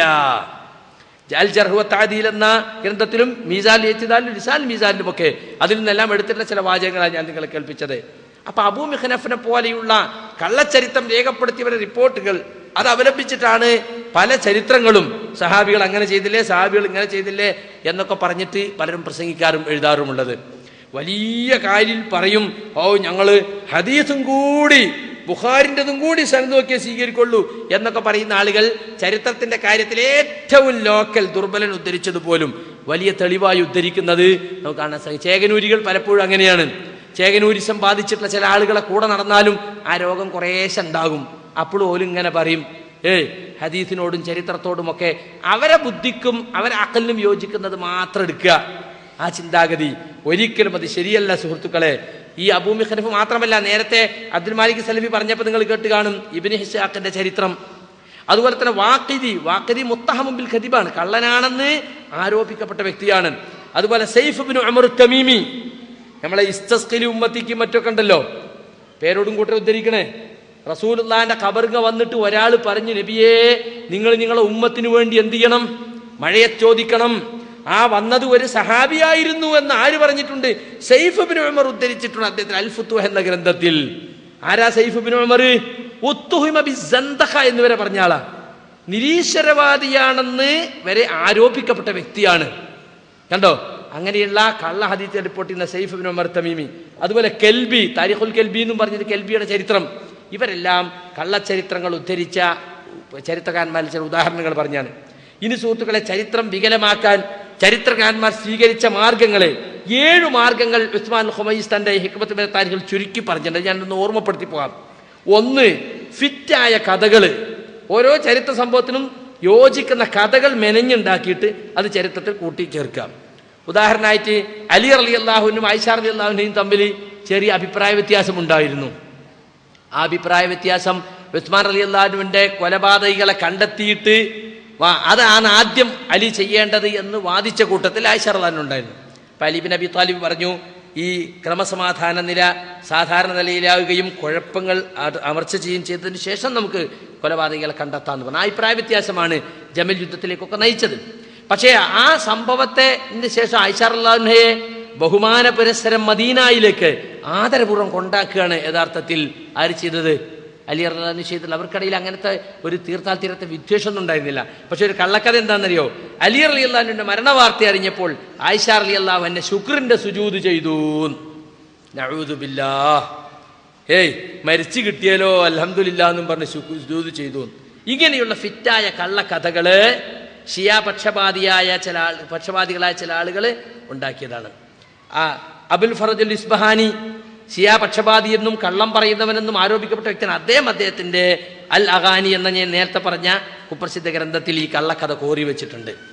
അതുപോലെ തന്നെ രണ്ടാമത്തെ മാർഗം, ഉള്ള സംഭവത്തെ വികലമാക്കാൻ വേണ്ടി അതിൽ ചിലത് കൂട്ടിച്ചേർക്കുകയോ ചിലത് വിട്ടുകളയുകയോ ചെയ്യാം. ഇതിൽ നിരവധി ഉദാഹരണങ്ങളുണ്ട്. ഇപ്പോൾ ഒരു ഉദാഹരണം, ഉമർ റളിയല്ലാഹു അൻഹു മരിക്കുമ്പോൾ 6 ആളുകളെ നിയോഗിച്ചു അടുത്ത ഖലീഫയെ തെരഞ്ഞെടുക്കാൻ വേണ്ടി, അല്ലേ? അത് യോഗം കൂടിയപ്പോൾ തന്നെ 3 ആളുകൾ ഞങ്ങൾ ഇതിനില്ല എന്ന് പറഞ്ഞ് ഒഴിവായി. ബാക്കി 3 ആൾ കൂടി ആലോചിച്ചിട്ടാണ് ഉസ്മാൻ റളിയല്ലാഹു അൻഹു കണ്ടെത്തിയത്. പക്ഷെ ആ കൂട്ടത്തിലുണ്ട്, നിങ്ങൾ 2 ആളുകൾ 4 ആളുകളും ഒത്ത് 2 ആളെതിരായാൽ ഓന്റെ തലവെട്ടണം, അല്ലേ? 5 ആൾ ഒത്തിട്ട് 1 ആൾ എതിർത്താൽ ഓന്റെ തലവെട്ടണം എന്നൊക്കെ പറഞ്ഞ റിപ്പോർട്ടുകൾ കേട്ട് കാണും. യഥാർത്ഥത്തിൽ ആരെക്കുറിച്ചായി പറയുന്നത്? ആ നിശ്ചയിക്കപ്പെട്ട 6 പേരും അല്ലാഹുവിന്റെ റസൂല് മരിക്കുമ്പോൾ അവരെക്കുറിച്ച് തൃപ്തിപ്പെട്ടുകൊണ്ട് മരിച്ച മഹാന്മാരാണ്. അവരെക്കുറിച്ച് ഒരിക്കലും ഉമർ റളിയല്ലാഹു അൻഹു അങ്ങനെ പറയുകയില്ല. അത് കള്ള റിപ്പോർട്ടാണ്, അബൂ മിഖ്നഫിന്റെ റിപ്പോർട്ടാണ്. അതുപോലെ പല സംഭവങ്ങളുണ്ട്. അബൂബക്കർ സിദ്ദീഖ് റളിയല്ലാഹു അൻഹുവിനെ തെരഞ്ഞെടുക്കാൻ വേണ്ടി ബനൂ സായിദക്കാരുടെ ഹാളിൽ യോഗം ചേർന്ന സന്ദർഭത്തിൽ അല്ലറ ചില അഭിപ്രായ വ്യത്യാസങ്ങൾ ഉണ്ടായി എന്നുള്ളത് ശരിയാണ്. ആദ്യം അൻസാറുകളാണ് മീറ്റിംഗ് കൂടിയത്, നമ്മളായിക്കോട്ടെ എന്ന് പറഞ്ഞു. അപ്പൊ അവിടേക്ക് അബൂബക്കർ സിദ്ദീഖ് റളിയല്ലാഹു അൻഹു, അബൂബൈദർ റളിയല്ലാഹു അൻഹു, ഉമർ റളിയല്ലാഹു അൻഹു ഒക്കെ വരികയാണ്. എന്നിട്ട് അവിടെ വെച്ച് സിദ്ദീഖുൽ അക്ബർ പ്രസംഗിക്കുകയാണ്. ഖുറൈശികൾക്കാണ് ഇത് ഏൽപ്പിക്കേണ്ടത്, മുഹാജിറുകൾക്കാണ് ഇത് കൊടുക്കേണ്ടത്. നഹ്നുൽ ഉമറാ വ അൻതുമുൽ വുസറാ, ഞങ്ങൾ ഭരണാധികാരികളും നിങ്ങൾ മന്ത്രിമാരുടെ പദവിയിൽ സഹായികളുമായിരിക്കണം. അങ്ങനെ അൻസാറുകൾക്കുള്ള എല്ലാ മഹത്വവും അംഗീകരിച്ചുകൊണ്ട് തന്നെ ഖിലാഫത്ത് ഏൽപ്പിക്കപ്പെടേണ്ടത് മുഹാജിറുകൾക്കാണെന്ന് കാര്യകാരണ സഹിതം സിദ്ദീഖുൽ അക്ബർ സമർത്ഥിച്ചു പ്രസംഗിച്ചു. അതോടെ ആ പ്രശ്നം അവസാനിച്ചു. അത് ആ വാദം ഉന്നയിച്ച മിന്ന അമീറും വമിൻകും അമീർ, ഞങ്ങൾ ഇന്നൊരു അമീർ നിങ്ങൾ ഇന്നൊരു അമീർ എന്ന് പറഞ്ഞ ഹുബാബ് റളിയല്ലാഹു അൻഹു പോലും സദഖത, നിങ്ങൾ പറഞ്ഞതുപോലെ അന്തുമുൽ ഉമറാ വനഹനുൽ വുസറാ, നിങ്ങൾ പറഞ്ഞ സത്യമാണ് അബൂബക്കറെ, നിങ്ങൾ ഉമറാക്കളും ഞങ്ങൾ വുസറാക്കളും തന്നെ. അതോടെ അഭിപ്രായ വ്യത്യാസം തീർന്നു. പക്ഷെ ഇതില് ഈ അബൂ മിഖ്നഫ് പോലെയുള്ള ആളുകൾ റിപ്പോർട്ട് ചെയ്ത കള്ള റിപ്പോർട്ടുകളിൽ പലതിലുള്ളത് എന്താണെന്നറിയോ? ഹുബാബിനുൽ മുൻദിർ വളരെ പരുഷമായി സിദ്ദീഖുൽ അക്ബറിനെ ആ സദസ്സിൽ വെച്ച് ഗണ്ണിച്ച് സംസാരിച്ചു എന്ന് കാണാൻ സാധിക്കും. അതുപോലെ തന്നെ സഅദ് റളിയല്ലാഹു അൻഹു സിദ്ദീഖുൽ അക്ബർ മരിക്കുന്നത് വരെയും കൂടെ നിസ്കരിക്കുകയോ ജുമയിൽ പങ്കെടുക്കുകയോ പോലും ചെയ്തിരുന്നില്ല എന്ന് കള്ള റിപ്പോർട്ടുകളുണ്ട്. ഇങ്ങനെ ചരിത്ര സംഭവത്തിൽ താല്പര്യങ്ങൾക്ക് വേണ്ടി പലതും കൂട്ടിച്ചേർക്കുക അതുണ്ടായിട്ടുണ്ട്. അതുപോലെ തന്നെ സംഭവങ്ങൾക്ക് തന്നിഷ്ടമനുസരിച്ച് വ്യാജമായ വ്യാഖ്യാനങ്ങൾ ചമച്ചുണ്ടാക്കുക. ഒരു ചരിത്ര സംഭവം അത് ആ കാലഘട്ടത്തിൽ കഴിഞ്ഞുപോയി, പിന്നീട് വരുന്ന ആൾ അയാളുടെ വകയായിട്ട് അതിനൊരു തഫ്സീർ കൊടുക്കുക. അതിങ്ങനെ ആയിരിക്കാം അങ്ങനെ ആയിരിക്കാം എന്ന് പറഞ്ഞിട്ട്. ഇതിന് ചില ഉദാഹരണങ്ങളൊക്കെ പിന്നീട് പറയും ഇൻഷാ അല്ലാഹ്. അതുപോലെ തന്നെ ചരിത്രത്തിൽ സംഭവിച്ചു പോയിട്ടുള്ള അബദ്ധങ്ങൾ, മനുഷ്യന്മാരുടെ ചരിത്രത്തിൽ നല്ലതും സംഭവിച്ചിട്ടുണ്ട്, അബദ്ധവും സംഭവിച്ചിട്ടുണ്ടാവും. പക്ഷേ മാതൃകാപരമായി അടുത്ത തലമുറക്ക് കൊടുക്കേണ്ടതിനെയാണ് പൊലിപ്പിച്ചു കാണിക്കേണ്ടത്. പക്ഷേ കുറ്റങ്ങളും കുറവുകളും പൊലിപ്പിച്ച് കാണിക്കുകയും അതേസമയം നന്മകൾ മൂടിവെക്കുകയും ചെയ്യാം. കുറ്റമറ്റ ചരിത്ര സംഭവങ്ങളെ തന്നെ വിശകലനം ചെയ്യുന്ന സന്ദർഭത്തിൽ അതിലുൾപ്പെട്ട വ്യക്തികൾക്ക് സംഭവിച്ച ചെറിയ അബദ്ധങ്ങളെ ഊതി വീർപ്പിച്ച് കാണിക്കുക, അതേസമയം അവരുടെ മഹത്തായ നന്മകളെ മൂടിവെക്കുകയും ചെയ്യാം. ഇതാണ് മറ്റൊരു രീതി. 5ാമത്തെ രീതി, തെറ്റായ ചരിത്ര സംഭവങ്ങളെ ന്യായീകരിക്കുന്ന കവിതാശകലങ്ങൾ നിർമ്മിച്ചുണ്ടാക്കുക. ഒരു ചരിത്ര സംഭവം തെറ്റായതാണെന്ന് അവർക്കറിയാം, പക്ഷെ അതിനെ സംബന്ധിച്ച് ഇങ്ങനെ ഒരു കവിത ഉണ്ട്, ഇങ്ങനെ കവിത ഉണ്ട്. അപ്പൊ ആ കാലഘട്ടത്തിൽ അതിനെ സംബന്ധിച്ച് കവിത പോലും പ്രചരിച്ചിട്ടുണ്ടെന്ന് പറയുമ്പോൾ അത് സത്യം തന്നെ ആയിരിക്കും എന്ന ആളുകൾ വിശ്വസിക്കും. അലി റളിയല്ലാഹു അൻഹുവിന്റെ പേരിൽ എത്രയോ കവിതാശകലങ്ങൾ, നേരത്തെ നഹ്ജുൽ ബലാഗയിലൊക്കെ പറഞ്ഞില്ലേ, കവിതകളും ആപ്തവാക്യങ്ങളും അദ്ദേഹത്തിന്റെ പേരിൽ ധാരാളമായി ഉണ്ടാക്കപ്പെട്ടിട്ടുണ്ട്. അതുപോലെ 6ാമത്തെ രീതി, വ്യാജമായ കത്തുകളും എഴുത്തുകുത്തുകളും പലരുടെ പേരിലും നിർമ്മിച്ചുണ്ടാക്കുക. ഉസ്മാൻ റളിയല്ലാഹു അൻഹു ശത്രുക്കളാൽ കൊല്ലപ്പെട്ട സന്ദർഭത്തിൽ അദ്ദേഹത്തിന്റെ പേരിൽ എത്രയോ വ്യാജ കത്തുകൾ പ്രത്യക്ഷപ്പെട്ടു. ഇന്നത്തെ പോലെ കത്തുകൾ പരിശോധിക്കാനുള്ള പുതിയ സംവിധാനമൊന്നും ഇല്ലല്ലോ. ആളുകൾ വിശ്വസിക്കും. ആർക്കായി കത്ത് കിട്ടുന്നത്? വലിയ വിദ്യാഭ്യാസമൊന്നുമില്ലാത്ത അറാബുകളായ ഗ്രാമീണരായ ആളുകൾക്കാണ് കിട്ടുന്നത്. ഉസ്മാൻ അഫ്ഫാൻ അങ്ങനെ പറഞ്ഞു, ഉസ്മാൻ അഫ്ഫാന്റെ കത്തുത അത് ഇങ്ങനെ എഴുതിയിട്ടുണ്ട്, അത് ഇങ്ങനെ കൊടുത്തയച്ചിട്ടുണ്ട്, ആകവർണ്ണ കൊടുത്തു. ഇങ്ങനെയുള്ള കള്ളക്കത്തുകളും കള്ള എഴുത്തുകുത്തുകളും പറഞ്ഞുണ്ടാക്കുക. അലി റളിയല്ലാഹു അൻഹു, തൽഹ റളിയല്ലാഹു അൻഹു, സുബൈർ റളിയല്ലാഹു അൻഹു എന്നിവരുടെ പേരിലും പലതരം എഴുത്തുകുത്തുകളും. നഹ്ജുൽ ബലാഗ എന്ന തടിച്ച പുസ്തകം തന്നെ രചിച്ചത് അലി അള്ളാഹിനെ ആരോപിച്ചു. ഇബ്നു ഖുതൈബയുടെ പേരിൽ നേരത്തെ അൽ ഇമാമത്തു സിയാസ എന്ന ഗ്രന്ഥമല്ലേ, ഇങ്ങനെ ഓരോരുത്തരുടെ പേരിൽ ഗ്രന്ഥങ്ങൾ ഉണ്ടാക്കി വിടുക. യഥാർത്ഥത്തിൽ അദ്ദേഹം അങ്ങനെ ഗ്രന്ഥം തന്നെ രചിച്ചിട്ടുണ്ടാവില്ല. ഇങ്ങനെയുള്ള സംഭവങ്ങൾ. അതുപോലെ തന്നെ വ്യക്തികളുടെ പേരിലുള്ള സാമ്യത മുതലെടുക്കുകയാണ് ചെയ്തിട്ടുള്ള മറ്റൊരു കാര്യം. ഇപ്പൊ ഇബ്നു ജരീർ എന്ന പേരിൽ രണ്ടാളുകളുണ്ട്. ഒന്ന് അഹ്ലു സുന്നയുടെ ഇമാമും മുഫസ്സിറും ചരിത്ര പണ്ഡിതനുമൊക്കെയായ അബൂ ജഅഫർ ഇബ്നു ജരീർ തൊബരി. ചില ആളുകൾ തിബിരി എന്ന് പറയാറുണ്ട്. തൊബിരിയാണ് ശരി, തൊബ്രസ്ഥാനിലേക്കാണ് നിസ്ബ. അതുകൊണ്ട് തിബിരി അല്ല, തൊബിരിയാണ്. അദ്ദേഹമാണ് പ്രസിദ്ധനായ നമുക്കൊക്കെ അറിയുന്ന ഇമാം. എന്നാൽ ഷിയാക്കളുടെ ഇമാമുകളിൽപ്പെട്ട Muhammad bin Jarir bin Rustam രണ്ടുപേരും മരിച്ചത് ഒരേ വർഷമാണ്. അദ്ദേഹത്തിന് ചില ഈ ഷിയ നേതാവായ ഇബ്നു ജരീറിന്റെ ചില ഗ്രന്ഥങ്ങൾ അഹ്ലുസുന്നയുടെ നേതാവായ ഇബ്നു ജരീർ തബരിയുടേതാണെന്ന വ്യാജേന പ്രചരിപ്പിക്കുന്നുണ്ട് ഷിയാക്കള്. അപ്പൊ ആള് രണ്ട് ഇബ്നു ജരീർ എന്ന് പറയുമ്പോൾ നമ്മൾ വിചാരിക്കും ഈ ഇബ്നു ജരീറാണ്. അങ്ങനെ വ്യക്തികളുടെ പേരിലുള്ള സാമ്യതയെ മുതലെടുക്കാൻ ഇവർ ശ്രമിച്ചിട്ടുണ്ട്. ഇപ്പൊ ഇബ്നു ഹജർ രണ്ടെണ്ണം ഉണ്ടല്ലോ. ഇബ്നു ഹജർ അസ്കലാനി, സഹീഹുൽ ബുഖാരിക്ക് വിശ്രുത വ്യാഖ്യാനം എഴുതിയ ഇബ്നു ഹജർ അസ്കലാനി, അദ്ദേഹം മഹത്തായ പണ്ഡിതനും അഹ്ലുസുന്നത്തിന്റെ നേതാവും ഒക്കെയാണ്. പക്ഷേ ഇബ്നു ഹജർ ഹൈത്തമി എന്ന് പറയുന്ന ഒരു പിൽക്കാലക്കാരനായ മക്കയിൽ ജീവിച്ച ഒരു ഷാഫി പണ്ഡിതണ്ട്. പല ഖുറാഫാത്തുകളെയും നിർലജ്ജ ന്യായീകരിച്ച ഹൈത്തമി. പക്ഷെ ഇബ്നു ഹജർ പറഞ്ഞിരിക്കുന്നു എന്ന് പറയുമ്പോൾ കാല ഇബ്നു ഹജർ എന്ന് മുത്തലഖൻ പറഞ്ഞാൽ അതുകൊണ്ട് ഉദ്ദേശം അസ്കലാനിയാണെന്ന് ഗ്രന്ഥം വായിച്ചു പരിചയമുള്ള ആളുകൾക്കറിയാം.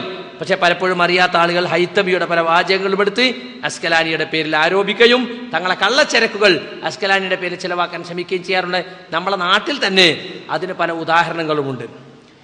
ഇങ്ങനെ വിവിധ ശൈലികളും മാർഗങ്ങളും സ്വീകരിച്ചുകൊണ്ട് ഓരോരുത്തരും തങ്ങൾക്ക് താല്പര്യമുള്ള പലതും ചരിത്ര ഗ്രന്ഥങ്ങളിൽ കടത്തിക്കൂട്ടി. ഉസ്മാൻ റളിയല്ലാഹുവിന്റെ വധത്തിന് ശേഷം വിവിധ കക്ഷികൾ പ്രത്യക്ഷപ്പെടുകയും കുഴപ്പങ്ങൾ വ്യാപകമാവുകയും ചെയ്തപ്പോൾ വ്യക്തമായി അന്വേഷിച്ച ശേഷമേ ഏത് റിപ്പോർട്ടും സ്വീകരിക്കാവൂ എന്ന നിലപാട് സഹാബികളും മുതിർന്ന താബികളും തീരുമാനിച്ചു. അങ്ങനെ അഹ്ലുസുന്നത്തിൽ ഉൾപ്പെട്ടവരുടെ റിപ്പോർട്ടുകൾ സ്വീകരിക്കുക, ബിദഈ കക്ഷികൾപ്പെട്ട റിപ്പോർട്ടുകൾ തള്ളിക്കളയുക എന്ന സ്വഭാവമുണ്ടായി. ഫിത്ന ആരംഭിച്ചപ്പോൾ ഉസ്മാൻ ബിൻ അഫ്ഫാൻ റളിയല്ലാഹുവിന്റെ വധത്തിന് ശേഷം ഉണ്ടായ ഫിത്ന ആരംഭിച്ചപ്പോൾ ഏത് റിപ്പോർട്ട് കേട്ടാലും സമ്മൂലനാ റിജാലക്കും, നിങ്ങൾ ആ പറഞ്ഞ റിപ്പോർട്ടിൽ ആരുദ്ധരിച്ചതാണ് അതിന്റെ റിജാലുകളെ റിപ്പോർട്ടർമാരിങ്ങ് പറഞ്ഞുകൊണ്ടാ അഹ്ലുസുന്നയിൽപ്പെട്ടവരാണ് നമ്മൾ സ്വീകരിക്കും, അഹ്ലുൽ ബിദഅത്താണോ ഞങ്ങൾ സ്വീകരിക്കൂല. മറ്റത് കാല റസൂലുള്ളാഹി എന്ന് പറഞ്ഞ അപ്പ ചെവിയെടുത്ത് കേൾക്കും. ഒരാൾ ഇബ്നു അബ്ബാസ് റളിയല്ലാഹുവിന്റെ അടുത്ത് എന്നിട്ട് പറഞ്ഞു, കാല റസൂലുള്ളാഹി ഞാൻ പലവട്ടം പറഞ്ഞിട്ടും നിങ്ങൾ ശ്രദ്ധിക്കുന്നില്ലല്ലോ. അങ്ങനെ കുറെ കാല റസൂലിന്റെ ഇപ്പൊ ആള് വരുന്നുണ്ട്, അത് നമുക്ക് കേൾക്കണ്ട. ആര് റസൂലുള്ള പറഞ്ഞു, ആരാ നിന്നോട് പറഞ്ഞേ ഇന്നാള്, അയാളോടായിരുന്നു ഇന്നാള്, ആ മതി, ഓനെ പറ്റി നമുക്ക് കേൾക്കണ്ട, വിട്ടോ എന്ന് പറയുന്ന അവസ്ഥ സഹാബികൾക്കുണ്ടായി. അപ്പോ ഫിത്നകൾ വന്നപ്പോൾ പിന്നെ റിപ്പോർട്ടർമാരെ പരിശോധിച്ച ശേഷമേ യഥാർത്ഥത്തിൽ അവർ സ്വീകരിക്കാറുണ്ടായിരുന്നുള്ളൂ. ഇതാണ് യഥാർത്ഥത്തിൽ ഈ വിഷയത്തിൽ എനിക്ക് പറയാനുള്ളൊരു മുഖവുര.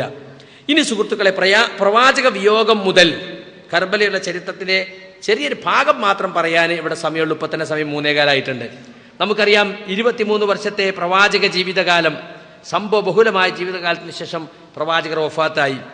അപ്പോൾ അവിടുത്തേക്ക് 63 വയസ്സായിരുന്നു. മുസ്ലിമീങ്ങൾക്ക് വന്നു ഭവിച്ച ഏറ്റവും ഗുരുതരമായ ഭവിഷ്യത്തായിരുന്നു യഥാർത്ഥത്തിൽ പ്രവാചകന്റെ വിയോഗം. പ്രവാചകൻ സല്ലല്ലാഹു അലൈഹി വസല്ലം തന്നെ പറഞ്ഞതായി ഹദീസുണ്ട്, ഇദാ അസ്വാബ അഹദുക്കും മുസീബത്തുൻ ഫല്യദ്കുർ മുസീബതഹു ബി ഫഇന്നഹാ അഅ്ളമുൽ മസായിബ്. നിങ്ങൾക്ക് എന്തെങ്കിലും ആപത്ത് ബാധിച്ചാൽ അയാൾ എൻ്റെ പേരിലുണ്ടായ മുസീബത്ത് ഓർക്കട്ടെ, എൻ്റെ മരണം കൊണ്ട് മുസ്ലിം ഉമ്മത്തിനുണ്ടായ മുസീബത്ത് അയാൾ ഓർക്കട്ടെ. അതാണ് മുസീബത്തുകളിൽ, ആപത്തുകളിൽ, വിപത്തുകളിൽ പറ്റിയ ഏറ്റവും ഗുരുതരമായ വിപത്ത്. കണ്ടോ? അങ്ങനെ പ്രവാചകൻ സല്ലല്ലാഹു അലൈഹി വസല്ലം വഫാത്തിന് ശേഷം അവിടുത്തെ ഭൗതിക ശരീരം മറവ് ചെയ്യുന്നതിനെ കുറിച്ചുള്ള അഭിപ്രായ വ്യത്യാസമുണ്ടായി. അത് ഹദീസിന്റെ അടിസ്ഥാനത്തിൽ പരിഹരിച്ചത് നിങ്ങൾ കേട്ടുകാൻ ഞാൻ അതിലേക്ക് കടക്കുന്നില്ല. പക്ഷേ അവിടെ ഖലീഫയെ തെരഞ്ഞെടുക്കുന്നതിന് വേണ്ടി അവർ മീറ്റിംഗ് കൂടി. ആ മീറ്റിങ്ങിനെ സംബന്ധിച്ച് നേരത്തെ പറഞ്ഞു, ബനീ സായിദക്കാണ് സഖീഫത്ത് ബനീ സായിദയിൽ മീറ്റിംഗ് കൂടിയതും അതിൽ സംഭവിച്ചതും എന്താണ്. പക്ഷേ അതിനെ സംബന്ധിച്ച ചില കള്ളച്ചരിത്രങ്ങൾ ചില ആളുകൾ ഉണ്ടാക്കി. മുഹാജിറുകളും അൻസാറുകളും തമ്മിൽ രൂക്ഷമായ വാക്കേറ്റം ഉണ്ടായെന്നും സഅദ് ഇബ്നു ഉബാദ അതിനുശേഷം സിദ്ദീഖുൽ അക്ബർ മരിക്കും വരെ കൂടെ നിസ്കരിക്കുകയോ ജുമയിൽ പങ്കെടുക്കുകയോ ചെയ്യാറുള്ളെന്ന് വരെ ഈ പറഞ്ഞ അബൂ മിഖ്നഫിനെ പോലുള്ളവർ റിപ്പോർട്ട് ചെയ്ത കള്ളച്ചരിത്രത്തിൽ നമുക്ക് കാണാൻ സാധിക്കും. അതുപോലെ തന്നെ സുഹൃത്തുക്കളെ, ചരിത്രത്തിൽ ഏറ്റവും കൂടുതൽ വികലമാക്കപ്പെട്ട അധ്യായം, ഉമർ ഖത്താബിന്റെ ചരിത്രത്തിൽ അത്രയേറെ വികലമാക്കപ്പെട്ട അധ്യായങ്ങൾ കുറവാണ്, തീരെ ഇല്ല എന്നല്ല. അതേസമയം ഉസ്മാൻ റളിയല്ലാഹു അൻഹുവിന്റെ വധവുമായി ബന്ധപ്പെട്ട അദ്ദേഹം ഖിലാഫത്ത് ഏറ്റെടുത്തതിന് ശേഷമുള്ള സംഭവവികാസങ്ങൾ, ഉമർ ഫാറൂഖ് റളിയല്ലാഹു അൻഹു വധിക്കപ്പെട്ടതിന് ശേഷമാണല്ലോ ഉസ്മാൻ ബിൻ അഫ്ഫാൻ റളിയല്ലാഹു അൻഹു ഖിലാഫത്ത് ഏറ്റെടുക്കുന്നത്. അതിനുശേഷമുണ്ടായ സംഭവങ്ങൾ. ഖുലഫാഉർ റാഷിദയുടെ ചരിത്രത്തിൽ ഏറെ തെറ്റിദ്ധരിക്കപ്പെട്ട ചരിത്രമാണ് ഉസ്മാൻ റളിയല്ലാഹുവിന്റെ ചരിത്രം. ധാരാളം വിജയങ്ങൾ കൊണ്ട് നിറഞ്ഞ കാലമായിരുന്നു ഉസ്മാൻ റളിയല്ലാഹുവിന്റെ ഭരണകാലം. ഖുലഫാഉർ റാഷിദയുടെ കാലത്തുണ്ടായ സാമ്രാജ്യത്തെ വിസ്തൃതി അതിന്റെ പാരമ്യത്തിലെത്തിയത് ഉസ്മാൻ റളിയല്ലാഹുവിന്റെ ഭരണകാലത്തായിരുന്നു. പക്ഷേ യഹൂദിയായിരുന്ന അബ്ദുല്ലാഹി ബിൻ സബ ഇസ്ലാം മതത്തിൽ മുസ്ലിമായി അഭിനയിച്ച് ഇസ്ലാമിൽ കടക്കുകയും വിവിധങ്ങളായ കുഴപ്പങ്ങൾ ഇസ്ലാമിക ഭരണകൂടത്തിനും ഖലീഫക്കും ഇതിൽ ഇളക്കിവിടുകയും ചെയ്തു. ഖലീഫയ്ക്കതിൽ നിരവധി കള്ള ആരോപണങ്ങൾ ഗൂഢമായി പ്രചരിപ്പിക്കുകയും അവസാനം വിപ്ലവകാരികളായ ഒരു കൂട്ടം ആളുകൾ മദീനയിൽ വന്ന് ഖലീഫയുടെ വീട് ഉപരോധിക്കുകയും പള്ളിയിലേക്ക് നമസ്കാരത്തിന് പോകാൻ പോലും അനുവദിക്കാതെ 40 ദിവസത്തോളം വീട്ടു തടങ്കലിലാക്കുകയും അവസാനം ഖുർആൻ ഓതിക്കൊണ്ടിരിക്കെ ഖലീഫ ഉസ്മാൻ റളിയല്ലാഹു അൻഹു അവർ വധിച്ചു കളയുകയും ചെയ്തു. ഈ സംഭവം നമ്മളെല്ലാവരും മദ്രസയിലൊക്കെ പഠിച്ചിട്ടുള്ള കാര്യങ്ങളാണ്. KNM മദ്രസയിൽ 5ാം ക്ലാസ്സിലെ ചരിത്ര പുസ്തകത്തിലൊക്കെ മുമ്പുതൽക്ക് നമ്മൾ പഠിപ്പിച്ചു പോരുന്ന കാര്യങ്ങളാണ് ഖുലഫാഉർ റാഷിദുകളുടെ ചരിത്രം. പക്ഷേ ഉസ്മാൻ റളിയല്ലാഹു അൻഹുവിനെതിരിൽ പ്രവർത്തിച്ച ഈ ഇബ്നു സബ അങ്ങനെ ഒരാളിനില്ല എന്നുണ്ട് ഇപ്പൊ ചില പുതിയ ചരിത്രകാരന്മാർ രംഗത്ത് വന്നിട്ടുണ്ട്. ഇബ്നു സബ എന്ന് പറയുന്ന ഒരു വ്യക്തി തന്നെ ഉണ്ടായിരുന്നില്ല, അത് തന്നെ ഒരു കെട്ടുകഥയാണ്. ലാ ഹൗല വലാ ഖുവത ഇല്ലാ ബില്ലാ. ഇബ്നു സബ യഹൂദിയായിരുന്നു, മുസ്ലിമായി അഭിനയിച്ച് ഇസ്ലാമിൽ പ്രവേശിച്ച പച്ച മുനാഫിക്കായിരുന്നു. അയാള് ഉണ്ടാക്കിയ കുഴപ്പങ്ങൾക്ക് കയ്യും കണക്കില്ല. പക്ഷെ ഇപ്പൊ ആധുനിക ചരിത്രകാരന്മാര് യഹൂദികളുടെ അച്ചാരം പറ്റി ഇബ്നു സബ എന്നൊരു വ്യക്തി തന്നെ ഉണ്ടായിരുന്നില്ല എന്ന് പറഞ്ഞിട്ട് ഇപ്പൊ ചില ഗ്രന്ഥങ്ങളൊക്കെ പുറത്തു വന്നിട്ടുണ്ട്. അതിനൊക്കെ ഹിക്മത്ത് മിന താരീഖിലെ ശൈഖ് ഹുമയ്യിസ് കശക്കി എറിഞ്ഞിട്ടുണ്ട്. അത് ഞാൻ ഇപ്പോൾ പറയുന്നില്ല, ഇതിന്റെ വിശദീകരണത്തിലേക്ക് കടക്കുന്നില്ല.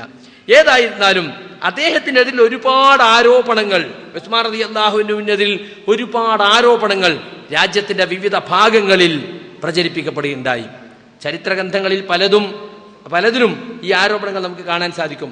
പക്ഷെ ആരോപണങ്ങളൊക്കെ സത്യമായിരുന്നു എന്ന് വിശ്വസിച്ചിരിക്കുന്ന ആളുകൾ ഇന്നുമുണ്ട്. കാരണം ദുർബലമോ കെട്ടിച്ചമക്കപ്പെട്ടതായ റിപ്പോർട്ടുകളെ അവലംബമാക്കിക്കൊണ്ട് ചരിത്രം മനസ്സിലാക്കിയ ആൾ ഉസ്മാൻ ബിൻ അഫ്ഫാൻ അങ്ങനെ പല അബദ്ധങ്ങളും പറ്റിയിട്ടുണ്ട് എന്ന് തന്നെ ഉറപ്പിച്ച് വിശ്വസിക്കുന്ന ആളുകളുണ്ട്. ആ ആരോപണങ്ങൾ ശുദ്ധ കളവാണെന്ന് സൂക്ഷ്മജ്ഞാനികളായ പണ്ഡിതന്മാർ, ചിലതൊക്കെ അർത്ഥസത്യങ്ങളാണ്, ചിലതൊക്കെ ആരോപണമാണെന്ന് പോലും പറയാൻ പറ്റാത്തവയാണ് എന്നൊക്കെ പണ്ഡിതന്മാർ തെളിയിച്ചിട്ടുണ്ട്. ഞാനിത് പറയുമ്പോൾ ഇതൊക്കെ എവിടോ നാട്ടിൽ നടന്നാൽ നിങ്ങൾ വിചാരിക്കേണ്ടതില്ല. എൻ്റെ കയ്യിലിരിക്കുന്ന ഈ പുസ്തകം ഇസ്ലാമിലെ സാമൂഹ്യ നീതി, ജമാഅത്തെ ഇസ്ലാമിയുടെ IPH പുറത്തിറക്കിയ സയ്യിദ് കുത്തുബിന്റെ പുസ്തകം. ഈ പുസ്തകത്തിൽ ഉസ്മാൻ ബിൻ അഫ്ഫാൻ റളിയല്ലാഹു അൻഹുവിനെ വളരെ മോശമായി ചിത്രീകരിക്കുന്ന ഒരുപാട് പരാമർശങ്ങളുണ്ട്. ഈ പുസ്തകത്തിന്റെ 283 പേജിൽ അദ്ദേഹം എഴുതുന്നത് കേട്ടോളൂ. എന്നാൽ ഉസ്മാൻ റളിയല്ലാഹു അൻഹുവിന്റെ ഭരണകാലത്തെ ഭരണത്തിന്റെ യാഥാർത്ഥ്യത്തെക്കുറിച്ചുള്ള പ്രസ്തുത വിഭാവനയിൽ അത് ഇസ്ലാമിക വലയത്തിന് പുറത്തായിരുന്നില്ലെങ്കിലും, ആയിരുന്നു എന്ന് പറയാനാ പൂതി, പക്ഷേ ആയിരുന്നില്ലെങ്കിലും ചില്ലറ വ്യതിയാനങ്ങൾ സംഭവിച്ചെന്ന് സമ്മതിച്ചേ തീരൂ. തികഞ്ഞ വൃദ്ധനായി കഴിഞ്ഞ ശേഷമാണ് ഉസ്മാന്റെ ചുമലിൽ ഖിലാഫത്ത് ഭാരം അർപ്പിതമായത്. അദ്ദേഹത്തിന്റെ പിന്നിൽ നിന്ന് ഭരണകാര്യങ്ങൾ നിയന്ത്രിച്ചതാവട്ടെ പലപ്പോഴും ഇസ്ലാമിൽ അകന്നുകൊണ്ട് കാര്യങ്ങൾ കൈയാളുന്ന മർവാൻ ഇബ്നുൽ ഹക്കമുമായിരുന്നു. മർവാനെ സംബന്ധിച്ച് പറയും ഇസ്ലാമിൽ നിന്ന് അകന്ന് കാര്യം കഴിയുന്ന ആളെന്ന്. അപ്രകാരം തന്നെ ഉസ്മാൻ റളിയല്ലാഹു അൻഹു മൃദുല പ്രകൃതിയും തീവ്രമായ കുടുംബസ്നേഹവും സഹാബികളിൽ അധിക പേരുടെയും ആക്ഷേപത്തിനിട നൽകിയ ചില അനാശാസ്യ സംഭവങ്ങൾക്ക് വഴിയൊരുക്കി. ദൂരവ്യാപകമായ പ്രത്യാഘാതങ്ങളാണ് അവ സൃഷ്ടിച്ചത്. ഇസ്ലാമിന് അനർത്ഥങ്ങൾ വരുത്തിവെച്ച പിൽക്കാല കലാപങ്ങളിലും അവയുടെ സ്വാധീനമുണ്ടായിരുന്നു. ഇത് മുഴുവൻ ഈ കുറേ പേജുകൾ ഈ ഉസ്മാൻ റളിയല്ലാഹുവിനെ കുറിച്ചുള്ള അധിക്ഷേപങ്ങളാണ്. ഷിയാക്കൾ കോറിവെച്ച കള്ള റിപ്പോർട്ടുകളിൽ വന്ന ഒരുപാട് ചരിത്രങ്ങൾ യാതൊരുതുമില്ലാതെ ലജ്ജയുമില്ലാതെ സയ്യിദ് കുത്തുബ് എന്ന ഫീ ദിലാലിൽ ഖുർആനൊക്കെ എഴുതിയ ആളില്ലേ, അദ്ദേഹത്തിന് അധിക്ഷേപങ്ങൾ, ഇതിന് വ്യക്തമായ മറുപടി അറേബ്യയിൽ തന്നെ പല പുസ്തകങ്ങൾ ഇറങ്ങിയിട്ടുണ്ട് കുത്തുബിന്റെ അധിക്ഷേപങ്ങളെ സംബന്ധിച്ച്. അതുപോലെ തന്നെ അദ്ദേഹത്തിന്റെ അഖീദയെ സംബന്ധിച്ച് ഇതൊക്കെ ഷെയ്ഖ് റബീഅ ഇബ്നു ഹാദി അൽ മദ്ഖലി ഇതിന് മറുപടി എഴുതിയിട്ടുണ്ട്. ഇയാളുടെ അധിക്ഷേപങ്ങൾക്കെതിരിൽ സലഫി പണ്ഡിതന്മാർ അത് പ്രസിദ്ധീകരിച്ചിട്ടുണ്ട്. അൽവാഉൻ ഇസ്ലാമിയ്യത്തുൻ അലാ അഖീദത്തി സയ്യിദ് കുത്തുബ് ഫിക്രിഹി എന്ന പേരിൽ ഇദ്ദേഹത്തിന്റെ അഖീദയെ സംബന്ധിച്ച് പുസ്തകം എഴുതിയിട്ടുണ്ട്. സയ്യിദ് കുത്തുബൊക്കെ നല്ല ആളല്ലേ എന്നൊക്കെ വിചാരിക്കും. അയാളുടെ ഗ്രന്ഥങ്ങളിൽ ചില നല്ല വശങ്ങളുണ്ടെങ്കിൽ ആളുകൾ അത് എടുത്തുദ്ധരിക്കുന്നതിന് കുഴപ്പമില്ല. പക്ഷെ അദ്ദേഹത്തെ മനസ്സിലാക്കണം. അദ്ദേഹത്തിന്റെ ഫീദിലാൽ ഖുർആനിലെ തെറ്റുകൾ മാത്രം ചൂണ്ടിക്കാണിച്ചുകൊണ്ട് ചില പുസ്തകങ്ങൾ തന്നെ ഇറങ്ങിയിട്ടുണ്ട്. അദ്ദേഹത്തിന്റെ അൽ അദാലത്തുൽ ഇജ്തിമാഇയ്യ എന്ന ഗ്രന്ഥം, ആ ഗ്രന്ഥത്തിന്റെ പരിഭാഷയാണിത്. VP അഹമ്മദ് കുട്ടിയാണ് പരിഭാഷപ്പെടുത്തിയിട്ടുള്ളത്, IPH ആണ് പുറത്തിറക്കിയിട്ടുള്ളത്.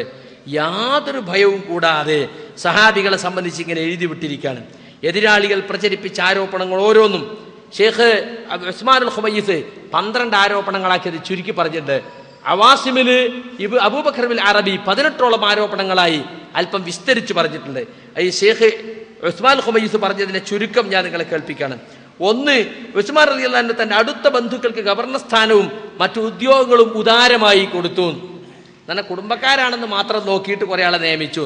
യഥാർത്ഥത്തിൽ അദ്ദേഹം നിയമിച്ച ഗവർണർമാരോ ഉദ്യോഗസ്ഥന്മാരോ അവരൊന്നും കഴിവുകെട്ടവരായിരുന്നില്ല. 5 ഗവർണർമാർക്ക് ഖലീഫയുമായി കുടുംബ ബന്ധമുണ്ടായിരുന്നു എന്നത് ശരിയാണ്. പക്ഷെ അതിന്റെ 3 ഇരട്ടിയിലധികം പേരെ മറ്റുള്ളവരിൽ നിന്നാണ് അദ്ദേഹം നിയമിച്ചത്. വെറും കുടുംബക്കാരെന്ന നിലക്കല്ല, കഴിവുള്ള ഭരണകർത്താക്കൾ എന്ന നിലയിലാണ് ഇവരെ നിയമിച്ചത്. ഈ 5 പേരും ഒരേ സമയത്തല്ല നിയമിക്കപ്പെട്ടത് എന്നതും അവർ ചിലരെ ഇടയ്ക്ക് ഒഴിവാക്കിയിരുന്നു എന്നതും ശ്രദ്ധേയമാണ്. നിയമിക്കപ്പെട്ട ഗവർണർമാർ മാസൂമുകളല്ല എന്ന കാര്യം നാം മനസ്സിൽ വെക്കേണ്ടതുണ്ട്. മാനുഷികമായ അബദ്ധങ്ങളും നയവൈകല്യങ്ങളും സ്വാഭാവികം മാത്രം. ഗുരുതരമായ തെറ്റ് സംഭവിച്ചുവെന്ന് ആക്ഷേപിക്കപ്പെട്ടവരെ ശിക്ഷിക്കുകയും സ്ഥാനപക്ഷരാക്കുകയും ചെയ്തിട്ടുണ്ട്. ഇതാണ് ശേഖ് കൊടുത്ത മറുപടിയുടെ ചുരുക്കം. രണ്ടാമത്തത്, അബൂദർ റളിയല്ലാഹു അൻഹുവിനെ നാട് കടത്തി എന്നാണ്. എന്താണ് അബൂദർ റളിയല്ലാഹുവിന്റെ പ്രശ്നം? ഇസ്ലാമിന്റെ സാമൂഹ്യ നീതി എന്ന ഗ്രന്ഥത്തിന്റെ ഈ 290 പേജിൽ ജമാഅത്തുകാരത് എടുത്തു കൊടുക്കുന്നത് കേട്ടോളൂ. ധനം ആവശ്യക്കാർക്ക് നൽകാതെ കെട്ടിപ്പൂട്ടി വെക്കുന്നതിനെയും സുഗാഡംബരകളിൽ ആറാടി കഴിയുന്നതിനെയും രൂക്ഷമായി വിമർശിച്ചതിന്റെ പേരിലും തിരുമേനി പ്രബോധനം ചെയ്ത പോലെ ധനം ചെലവഴിക്കാനും മാന്യതയും ഭയഭക്തിയും കൈക്കൊള്ളുവാനും പ്രബോധനം ചെയ്തതിന്റെ പേരിലും അബൂദറിനെ പോലുള്ളവരെ നാട് കടത്തുന്നു. അന്ന് ജനങ്ങൾക്കിടയിൽ സർവത്ര പ്രചരിച്ച ചിന്താഗതികളുടെ, അത് ശരിയാവട്ടെ തെറ്റാവട്ടെ, ചെറിയൊരംശം മാത്രമാണിത്. ഇത്തരം ചിന്താഗതികൾ പ്രചരിക്കുമ്പോൾ ചില മനസ്സുകൾ ഇളകിവശാവുകയും ചില മനസ്സുകൾ ശിഥിലമാവുകയും ചെയ്യുക സ്വാഭാവികം മാത്രം. ഉസ്മാൻ റളിയല്ലാഹു അൻഹു ഇതിൽ വിപ്ലവമുണ്ടാക്കിയത് ന്യായീകരിക്കത്തക്കതാണ് എന്ന് വരുത്തി തീർക്കാനാ പറയുന്നത്. ഇദ്ദേഹത്തെ നാട് കടത്തി എന്നാണ് പറയുന്നത്. അബൂദർ റളിയല്ലാഹു അൻഹു സമ്പത്ത് കെട്ടിപ്പൂട്ടി വെക്കാൻ പാടില്ല, അത് ആവശ്യക്കാർക്ക് കൊടുക്കണം. ഇത് സുഗാഡംബരകളിൽ മുഴുകിക്കളിയുന്ന ആളുകൾക്ക് അത് ഇഷ്ടപ്പെട്ടില്ല, അതുകൊണ്ട് അദ്ദേഹത്തെ നാട് കടത്തി എന്നാണ് എഴുതിയിരിക്കുന്നത്. കണ്ടോ, മുആവിയക്കോ മർവാനോ രുചിക്കുന്നതായിരുന്നില്ല അബൂദറിന്റെ പ്രബോധനം. 322 പേജ് പറയാ, അവർ ഉസ്മാന്റെ അടുക്കൽ പറ്റിക്കൂടി അദ്ദേഹത്തെ പറഞ്ഞു പാട്ടിലാക്കി. ഒടുവിൽ ഉസ്മാൻ അവർക്ക് വഴങ്ങിക്കൊടുത്തു. അങ്ങനെ കലാപത്തിന് മുതിരുകയോ അള്ളാഹുവിനോടും റസൂലിനോടും യുദ്ധം ചെയ്യുകയോ ചെയ്യാതെ തന്നെ അബൂദർ റബ്ദയിലേക്ക് നാടുകടത്തപ്പെട്ടു.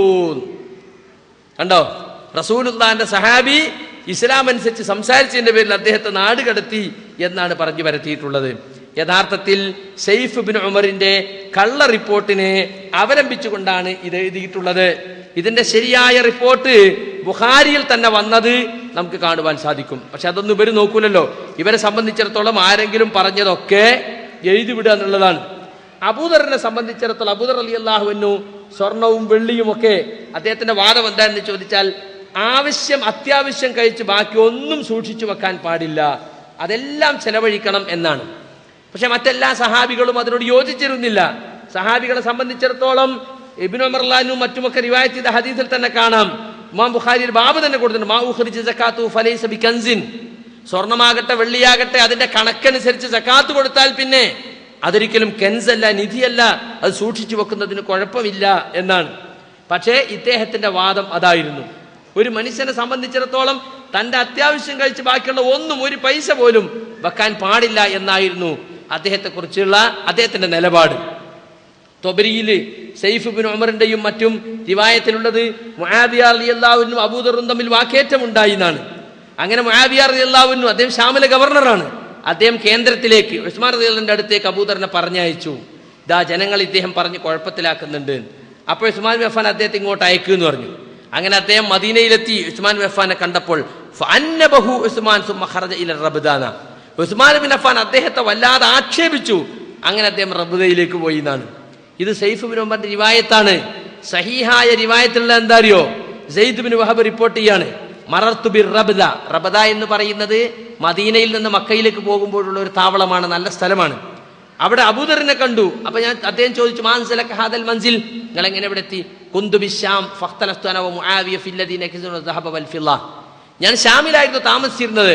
അങ്ങനെ ഞാനും മുആവിയയും തമ്മിൽ സ്വർണവും വെള്ളവും കുന്നുകൂട്ടി വെക്കുന്നതിനെ കുറിച്ചുള്ള ആയത്തുണ്ടല്ലോ, അതിനെ സംബന്ധിച്ച അഭിപ്രായ വ്യത്യാസത്തിലായി. ഫഖാല മുആവിയ നസൽത ഫി അഹ്ലിൽ കിതാബ്, നസലത്ത് ഫി അഹ്ലിൽ കിതാബ്. അത് അഹ്ലി കിതാബിനെ സംബന്ധിച്ചും അവരെ പുരോഹിതന്മാരെ പറ്റി ഇറങ്ങിയ ആയത്താണെന്ന് മുആവിയ പറഞ്ഞു. വഖുൽതു അന നസലത്ത് ഫീനാ വഫീഹിം, നമുക്കും അവർക്കും, നമ്മുടെ കാര്യത്തിലും അവരുടെ കാര്യത്തിലുമാണ് ഇറങ്ങിയെന്ന് ഞാനും പറഞ്ഞു. കാന ബൈനി വബൈനഹു ഫീ ദാലിക് ഫകതബ ഇലാ ഉസ്മാൻ യശ്കൂനി അൻ യതകല്ലമ ഫീ ഹാദിഹിൽ മസാഇൽ വഉസിറു നാസ്. അങ്ങനെ എനിക്കും അദ്ദേഹത്തിന് വേണ്ടി സംസാരമുണ്ടായി. അദ്ദേഹം ഖലീഫക്ക് എഴുതി എന്നെ സംബന്ധിച്ച് ആവലാതിപ്പെട്ടുകൊണ്ട് ഇങ്ങനെയുള്ള വിഷയങ്ങളിൽ സംസാരിച്ച് അദ്ദേഹം ജനങ്ങളെ ഇളക്കി വിടുന്നു പരാതിപ്പെട്ടു. ഫഖതബ ഇലൈ ഉസ്മാൻ അൻ അഖദിമ ഇലൽ മദീന ഫഖദിംതുഹാ. അങ്ങനെ ഉസ്മാൻ എനിക്ക് കത്തെഴുതി നിങ്ങൾ മദീനയിലേക്ക് വരണം. അങ്ങനെ ഞാൻ മദീനയിൽ വന്നു. ഫകസുറ അലയ്യ അന്നാസു ഹത്താ കഅന്നഹും ലം യറൗനി ഖബ്ല ദാലിക്. ഞാൻ വന്നപ്പോൾ ആളുകൾ എന്റെ ചുറ്റും കൂടി, എന്നെ ഇതുവരെ കണ്ടിട്ടില്ലാത്ത പോലെ. ഫദക്കത്തു ദാലിക ലി ഉസ്മാൻ. ഞാനത് ഉസ്മാനോട് പറഞ്ഞു. ഫഖാല ഉസ്മാൻ ഇൻ ശിഅത തനഹൈത ഫകുൻത ഖരീബാ. നിങ്ങൾ ഒന്ന് അകന്നു ജീവിച്ചാൽ നന്നായിരിക്കും, എന്നാലും നിങ്ങൾ ഞങ്ങളുടെ അടുത്ത വ്യക്തി തന്നെയാണ്. ഫദാക്കല്ലദി അൻസലനി ദാക്കൽ മൻസിൽ. അങ്ങനെ നിങ്ങൾ ഒന്ന് അകന്നു നിന്നാൽ നന്നായിരിക്കും. നിങ്ങളെ അഭിപ്രായം നിങ്ങൾക്ക് സ്വീകാര്യമാണെങ്കിൽ മറ്റുള്ളവരെ അടിച്ചേൽപ്പിക്കും, കുഴപ്പമുണ്ടാക്കി നിന്നതിന് നിങ്ങൾ മാറി താമസിച്ചാൽ നന്നായിരിക്കും എന്ന് പറഞ്ഞപ്പോൾ അദ്ദേഹം അത് സ്വീകരിക്കുകയും ചെയ്തു. എന്നിട്ട് അദ്ദേഹം പറയാം, വലൗ അംറു അലയ്യ ഹബശിയൻ ലസമിഅതു ഇദൻ വഅതഅതു. എന്നെ അമീറാക്കിയിട്ട് ഒരു ഹബശിയെ നിയമിച്ചാലും ഞാൻ കേൾക്കുകയും അനുസരിക്കുകയും ചെയ്യും എന്നുകൂടി അദ്ദേഹം പ്രഖ്യാപിക്കുകയാണ് ചെയ്തത്. യഥാർത്ഥത്തിൽ ഉസ്മാൻ ബിൻ അഫ്ഫാൻ അബൂദറിനെ റിബദയിലേക്ക് ആട്ടിവിട്ടതല്ല. മുആവിയ അദ്ദേഹത്തെ ശാമിൽ നിന്ന് മദീനയിലേക്ക് നിന്ദിക്കപ്പെട്ടവനായി അയച്ചതുമല്ല. പിന്നെയോ അതെല്ലാം കളവുകളാണ്. മുആവിയ റളിയല്ലാഹു അൻഹു പറഞ്ഞു, ഇങ്ങനെ അബൂദർ റളിയല്ലാഹു ഇങ്ങനെ അഭിപ്രായങ്ങൾ പറയുന്നുണ്ട്, അതുകൊണ്ട് ആളുകൾക്കിടയിൽ കുറെ ഖിലാഫ് ഉണ്ടാകുന്നുണ്ട് എന്ന് പറഞ്ഞപ്പോൾ അദ്ദേഹത്തോട് മദീനയിൽ വരാൻ പറഞ്ഞു. അങ്ങനെ അദ്ദേഹം വന്നപ്പോൾ അദ്ദേഹത്തോട് ചോദിച്ചു. അപ്പൊ അദ്ദേഹം പറഞ്ഞു, ഞാൻ റിബദയിലേക്ക് പോകാൻ സമ്മതം തരണം എനിക്ക് എന്ന് പറഞ്ഞു. അദ്ദേഹത്തിന് അനുവാദം കൊടുക്കുകയും ചെയ്തു. ഇതാണ് വാസ്തവത്തിൽ സംഭവിച്ചത്. പക്ഷേ പലപ്പോഴും തെറ്റിദ്ധരിപ്പിക്കുന്നത് അങ്ങനെയല്ല. ഇനി സുഹൃത്തുക്കളെ, മർവാൻ ഇബ്നുൽ ഹക്കം നേരത്തെ പറഞ്ഞല്ലോ, ഇവരെ ജമാഅത്തിന്റെ പുസ്തകത്തിൽ ഇസ്ലാമിന് നിന്ന് അകന്ന രൂപത്തിൽ കൈകാര്യം ചെയ്യുന്ന ആളാണെന്നൊക്കെ പറഞ്ഞ് ആക്ഷേപിച്ചല്ലോ. അദ്ദേഹത്തിന് ഇഫ്രീഖയിലെ നികുതിയുടെ 1/5 നൽകി എന്നാണ് ഈ സാമൂഹ്യ നീതി എന്ന പുസ്തകത്തിന്റെ 320-ാമത്തെ പേജിൽ പറയുന്നത്. കണ്ടോ, ഉസ്മാൻ മർവാൻ ബിൻ ഹക്കമിന് ആഫ്രിക്കയിൽ നിന്നുള്ള നികുതി വരുമാനത്തിന് 1/5 ഭാഗവും, ഹാരിസ് ബിൻ ഹക്കമിന് 2 ലക്ഷം ദിർഹമും, സയ്യിദ് ബിൻ സാബിത്ത് 1 ലക്ഷവും ദാനം നൽകിയിരിക്കുന്ന അബൂദർ അറിയാനിടയായി. ഇതെല്ലാം കണ്ട് സഹിച്ചിരിക്കാൻ അബൂദറിന്റെ മനസാക്ഷി സമ്മതിച്ചില്ല. അദ്ദേഹം ജനങ്ങൾക്കിടയിൽ പ്രസംഗിച്ചു നടന്നു. കണ്ടോ, അബൂദർ റളിയല്ലാഹു അൻഹു ഇതൊക്കെ കേട്ടിട്ട് സഹിക്കാൻ കഴിഞ്ഞില്ല. വാസ്തവത്തിൽ അങ്ങനെ ഉണ്ടായിട്ടില്ല എന്നതാണ് വാസ്തവം. സ്ഥിരപ്പെട്ട ചരിത്രമേ അല്ലാതെ ഉസ്മാൻ റളിയല്ലാഹു അൻഹു കൊടുത്തിട്ടുണ്ടെങ്കിൽ തന്നെ ഗനീമത്തിന്റെ 1/5 കൊടുത്തത്. മൊത്തം കിട്ടുന്ന അഫ്രീഖയിലെ നികുതി വരുമാനത്തിന്റെ 1/5. വഅലമു അന്നമാ ഗനിംതും മിൻ ശൈഇൻ ഫഅന്ന ലില്ലാഹി ഖുംസുഹു വലിർറസൂൽ. നിങ്ങൾ അറിയണം, നിങ്ങൾക്ക് വല്ലതും യുദ്ധസ്വത്തായി ലഭിച്ചാൽ അതിന്റെ 1/5 അള്ളാഹുവിനും റസൂലിനുമുള്ള വിഹിതമാണ്. അള്ളാഹിന്റെ റസൂലിന്റെ വിഹിതം ആരെടുക്കേണ്ടത്? അള്ളാഹിന്റെ റസൂലിന്റെയും പേരിൽ ഭരണം നടത്തുന്ന ഭരണാധികാരി എടുക്കേണ്ട, ഇമാം എടുക്കേണ്ടത്. അദ്ദേഹം അതെടുത്തു. അദ്ദേഹം അതിൽ നിന്നൊരു വിഹിതം ഇവർ കൊടുത്തു എന്ന് മാത്രമേ ഉള്ളൂ. അതുപോലെ ഇദ്ദേഹത്തെക്കുറിച്ചുള്ള മറ്റൊരു ആക്ഷേപം, ഇദ്ദേഹം മുസാഫുകൾ കരിച്ചു കളഞ്ഞു എന്നാണ്. നിങ്ങളെല്ലാവരും കേട്ടിട്ടുണ്ടാകും, അബൂബക്കർ സിദ്ദീഖ് റളിയല്ലാഹു അൻഹുവിന്റെ കാലത്താണ് മുസഹഫ് ഉണ്ടായത്. റസൂലുള്ളാഹി വഫാത്താകുന്ന സമയത്ത് അത് കല്ലുകളിലും ഈത്തപ്പനപ്പട്ടയിലും ഓലയിലും ഒക്കെ എഴുതി വെച്ചതായിരുന്നു. പിന്നെ റസൂൽ സല്ലല്ലാഹു അലൈഹി വസല്ലം വഫാത്തിന് ശേഷം സിദ്ദീഖുൽ അക്ബർ റളിയല്ലാഹു അൻഹുവിന്റെ കാലത്ത് അതെല്ലാം കൊണ്ടുവന്ന് സയ്യിദ് ബിൻ സാബിത്തിന്റെ നേതൃത്വത്തിൽ ഒരു ചട്ടക്കുള്ളിൽ 2 ചട്ടക്കുള്ളിലാക്കി. ആ മുസഹഫ് സിദ്ദീഖുൽ അക്ബർ സൂക്ഷിച്ചു. അവിടുത്തെ കാലശേഷം ഉമർ ഖത്താബ് സൂക്ഷിച്ചു. അവിടുത്തെ കാലശേഷം ഉമർ ഖത്താബിന്റെ മകളും നമ്മുടെ നബി സ്വല്ലല്ലാഹു അലൈഹി വസല്ലമയുടെ പ്രിയ പത്നിയും നമ്മുടെ മാതാവുമായ ഹഫ്സ റളിയല്ലാഹു അൻഹ സൂക്ഷിച്ചു. പിന്നീട് ഉസ്മാൻ റഫാന്റെ ഭരണകാലം വന്നപ്പോൾ ഇസ്ലാം പല സ്ഥലങ്ങളിൽ വ്യാപിക്കുകയും പല ആളുകളും പല രീതിയിൽ ഖുർആൻ ഓതുകയും ഓരോരുത്തരും തങ്ങളുടെ ഖിറാഅത്താണ് ഏറ്റവും നല്ലതെന്ന് വാദിക്കുകയൊക്കെ ചെയ്യുന്ന അവസ്ഥ ഉണ്ടായപ്പോൾ ഹുദൈഫ റളിയല്ലാഹു അൻഹുവിനെ പോലെയുള്ള ആളുകൾ വന്നിട്ട് പറഞ്ഞു കൊടുത്തു, ഇതാ ഇങ്ങനെ പോയാൽ വേദക്കാർക്ക് ഭിന്നതയുണ്ടായതുപോലെ നമുക്കിടയിൽ ഭിന്നത ഉണ്ടാകും. അതുകൊണ്ട് താങ്കൾ ആ മുസാഫ് കൊണ്ടുവന്നതിന്റെ കോപ്പികൾ എടുത്ത് എല്ലായിടത്തും കൊടുക്കണം. അങ്ങനെ മുമ്പ് സിദ്ദീഖുൽ അക്ബർ ഏൽപ്പിച്ച അതേ സയ്യിദ് റളിയല്ലാഹു അൻഹു തന്നെ ഏൽപ്പിച്ചു. മുഹാജിറുകളുടെയും അൻസാറുകളുടെയും എല്ലാവരുടെയും കൂടിയാലോചന അടിസ്ഥാനത്തിൽ രണ്ടാമത്തെ കോപ്പി എടുത്ത് പ്രധാന പട്ടണങ്ങളിലേക്കൊക്കെ അയച്ചു കൊടുത്തു. ഇനി എല്ലാവരും ഖിറാഅത്ത് നടത്തേണ്ടത് ഇതനുസരിച്ചാണ് എന്ന് മാത്രമല്ല, യഥാർത്ഥ ഖിറാഅത്തുള്ള പണ്ഡിതന്മാരെയും കൂടെ അയച്ചു എന്ന് ചില റിപ്പോർട്ടുകളിൽ കാണാം. എന്നിട്ട് അദ്ദേഹം എന്തു പറഞ്ഞു? ഇതല്ലാത്ത മറ്റ് ഖുർആന്റെ ലിഖിതങ്ങൾ ആരെങ്കിലും സൂക്ഷിച്ചു വെച്ചിട്ടുണ്ടെങ്കിൽ അതൊക്കെ തിരിച്ചു കൊണ്ടുവരാൻ പറഞ്ഞു. അതൊക്കെ കൊണ്ടുവന്നിട്ട് ഖലീഫത്ത് കരിച്ചു കളഞ്ഞു. ഇതാണ് അദ്ദേഹം മുസാഫ് കത്തിച്ചു എന്ന അദ്ദേഹത്തിന്റെ പേരിൽ. യഥാർത്ഥത്തിൽ അദ്ദേഹം കത്തിച്ചത് എന്താ? ദുർബലമാക്കപ്പെട്ട ഖിറാഅത്തുകള്, അല്ലെങ്കിൽ റസൂലുള്ളാഹി സ്വല്ലല്ലാഹു അലൈഹി വസല്ലം അവസാനം ജിബ്രീൽ വന്ന് ഓതിക്കൊടുത്ത തർത്തീബ്, ആ തർത്തീബ് അനുസരിച്ചാണ് ഈ മുസാഫിൽ ക്രോഡീകരിച്ചിട്ടുള്ളത്. അതല്ലാത്ത ചില തർത്തീബുകൾ ചില സഹാബികളുടെ കയ്യിലുണ്ടായിരുന്നു. അപ്പൊ ആശയക്കുഴപ്പങ്ങൾ ഒഴിവാക്കാൻ, മുസ്ലിം ഉമ്മത്തിനെ ഐക്യപ്പെടുത്താൻ വേണ്ടിയാണ് മറ്റ് ലിഖിത ഖുർആന്റെ ലിഖിതങ്ങൾ അദ്ദേഹം കരിച്ചു കളഞ്ഞത്. ഷെയ്ഖ് ഇബ്നുൽ അറബി പറയുന്നുണ്ട്, ഇത് അദ്ദേഹത്തിന് തിൽക ഹസനത്തുൽ ഉളുമ, ഇതാ ഇബ്നു അറബി ജമുൽ ഖുർആനെ സംബന്ധിച്ചും ബാക്കിയുള്ള മുസാഹിഫ് കത്തിച്ചൻ ഹസനത്തുൽ ഉൽമ, ഇത് അദ്ദേഹത്തിന്റെ മഹത്തായ നന്മയാണ് ഉസ്മാൻ റളിയല്ലാഹു അൻഹു. വഹസനത്തുൽ കുബ്ര, വളരെ വലിയ ഗുണമാണ് അദ്ദേഹം ചെയ്തത്. ഫൈനു ഹസമൽ ഖിലാഫ്, അദ്ദേഹം അഭിപ്രായ വ്യത്യാസങ്ങളെ മുറിച്ചു കളഞ്ഞ് ഇല്ലാതാക്കി. വഹഫളല്ലാഹുൽ ഖുർആന അലാ യദൈഹി ഇന്നാ നസൽന ദിക്റ വഇന്നാ ലഹു ലഹാഫിദൂൻ, ഈ ഉത്ബോധന ഗ്രന്ഥത്തെ ഇറക്കിയ നാം തന്നെ സംരക്ഷിക്കുമെന്ന അള്ളാഹുവിന്റെ വാഗ്ദാനം അദ്ദേഹത്തിന്റെ കൈക്ക് അള്ളാഹു സംരക്ഷിക്കുകയാണ് ചെയ്തത്. ഫഹാദിഹി മൻഖബത്തുൽ ഉസ്മാൻ ജഅലുഹാ മിൻ മസാബിഹി വമസാലിബി റളിയല്ലാഹു അൻഹു വഅർളാഹ്, ഇത് അദ്ദേഹത്തിന്റെ മഹത്വത്തിൽപ്പെട്ടതാണ്, സൽഗുണങ്ങളിൽപ്പെട്ടതാണ്. എന്നിട്ടും ശത്രുക്കൾ അതിനെ വലിയ ദുർഗുണമായി അവതരിപ്പിക്കുകയാണ് യഥാർത്ഥത്തിൽ ചെയ്യുന്നത് എന്ന് ഇബ്നു അറബി അദ്ദേഹത്തിൽ അൽ അവാസിമിൽ ഉദ്ധരിച്ച് നമുക്ക് കാണാൻ സാധിക്കും. ഇനി സുഹൃത്തുക്കൾ, അഞ്ചാമത്തെ ആരോപണം, ഇബ്നു മസ്ഊദ് റളിയല്ലാഹു അൻഹുവിനെ അടിച്ച് കുടല് പിളർത്തി അമ്മാർ ഇബ്നു യാസിറിനെ അടിച്ചിട്ട് അദ്ദേഹത്തിന്റെ വാരിയെല്ല് പൊട്ടിച്ചു. അപ്പോൾ ഉസ്മാൻ റളിയല്ലാഹുവിന്റെ കാലത്ത് സഹാബികൾക്കൊന്നും രക്ഷ ഉണ്ടായിരുന്നില്ല, വെറുതെ വിളിച്ചിട്ട് ശിക്ഷിക്കണ പതിവായിരുന്നു. ഇതിനെ സംബന്ധിച്ച് അവാസിമില് ഇബ്നു അറബി പറഞ്ഞ മറുപടി എന്താണെന്നറിയോ? അദ്ദേഹത്തിന് 63-ാമത്തെ പേജില് അദ്ദേഹം പറയുന്നത് കേട്ടോളൂ. വഅമ്മാ ളർബുഹു ലിബ്നു മസ്ഊദ് വമൻഉഹു അതാഅഹു ഫസൂറുൻ വളർബുഹു ലിഅമ്മാർ ഇഫ്കുൻ മിസ്ലു വലൗ ഫതഖമാഹു മാ ആശ അബദാ. ഇബ്നു മസ്ഊദിനെ അടിച്ചു വന്നും അദ്ദേഹത്തിന് കൊടുത്തിരുന്ന ദാനം തടഞ്ഞു എന്നും ഒക്കെ പറയുന്നത് പച്ച കള്ളമാണ്. അതുപോലെ അമ്മാറിനെ അടിച്ചു എന്ന് പറയുന്നതും അതുപോലെ തന്നെ കെട്ടി ഉണ്ടാക്കിയ നുണയാണ്. അമ്മാറിനെ അടിച്ചിട്ട് അത് അദ്ദേഹത്തിന്റെ കുടല് പിളർന്നിരുന്നെങ്കിൽ പിന്നെ അദ്ദേഹം ജീവിക്കോ? മരിച്ചു പോവില്ലേ? അടിച്ചിട്ട് കുടല് പുറത്തിയാടി പറഞ്ഞാല് പിന്നെ അദ്ദേഹം ജീവിക്കോ എന്നാ ചോദിക്കുന്നത്. അമ്മാറിനെ അടിച്ചിട്ട് വാരിയല്ല് തകർന്നു. ഇതെല്ലാം യഥാർത്ഥത്തിൽ അദ്ദേഹത്തിന്റെ പേരിൽ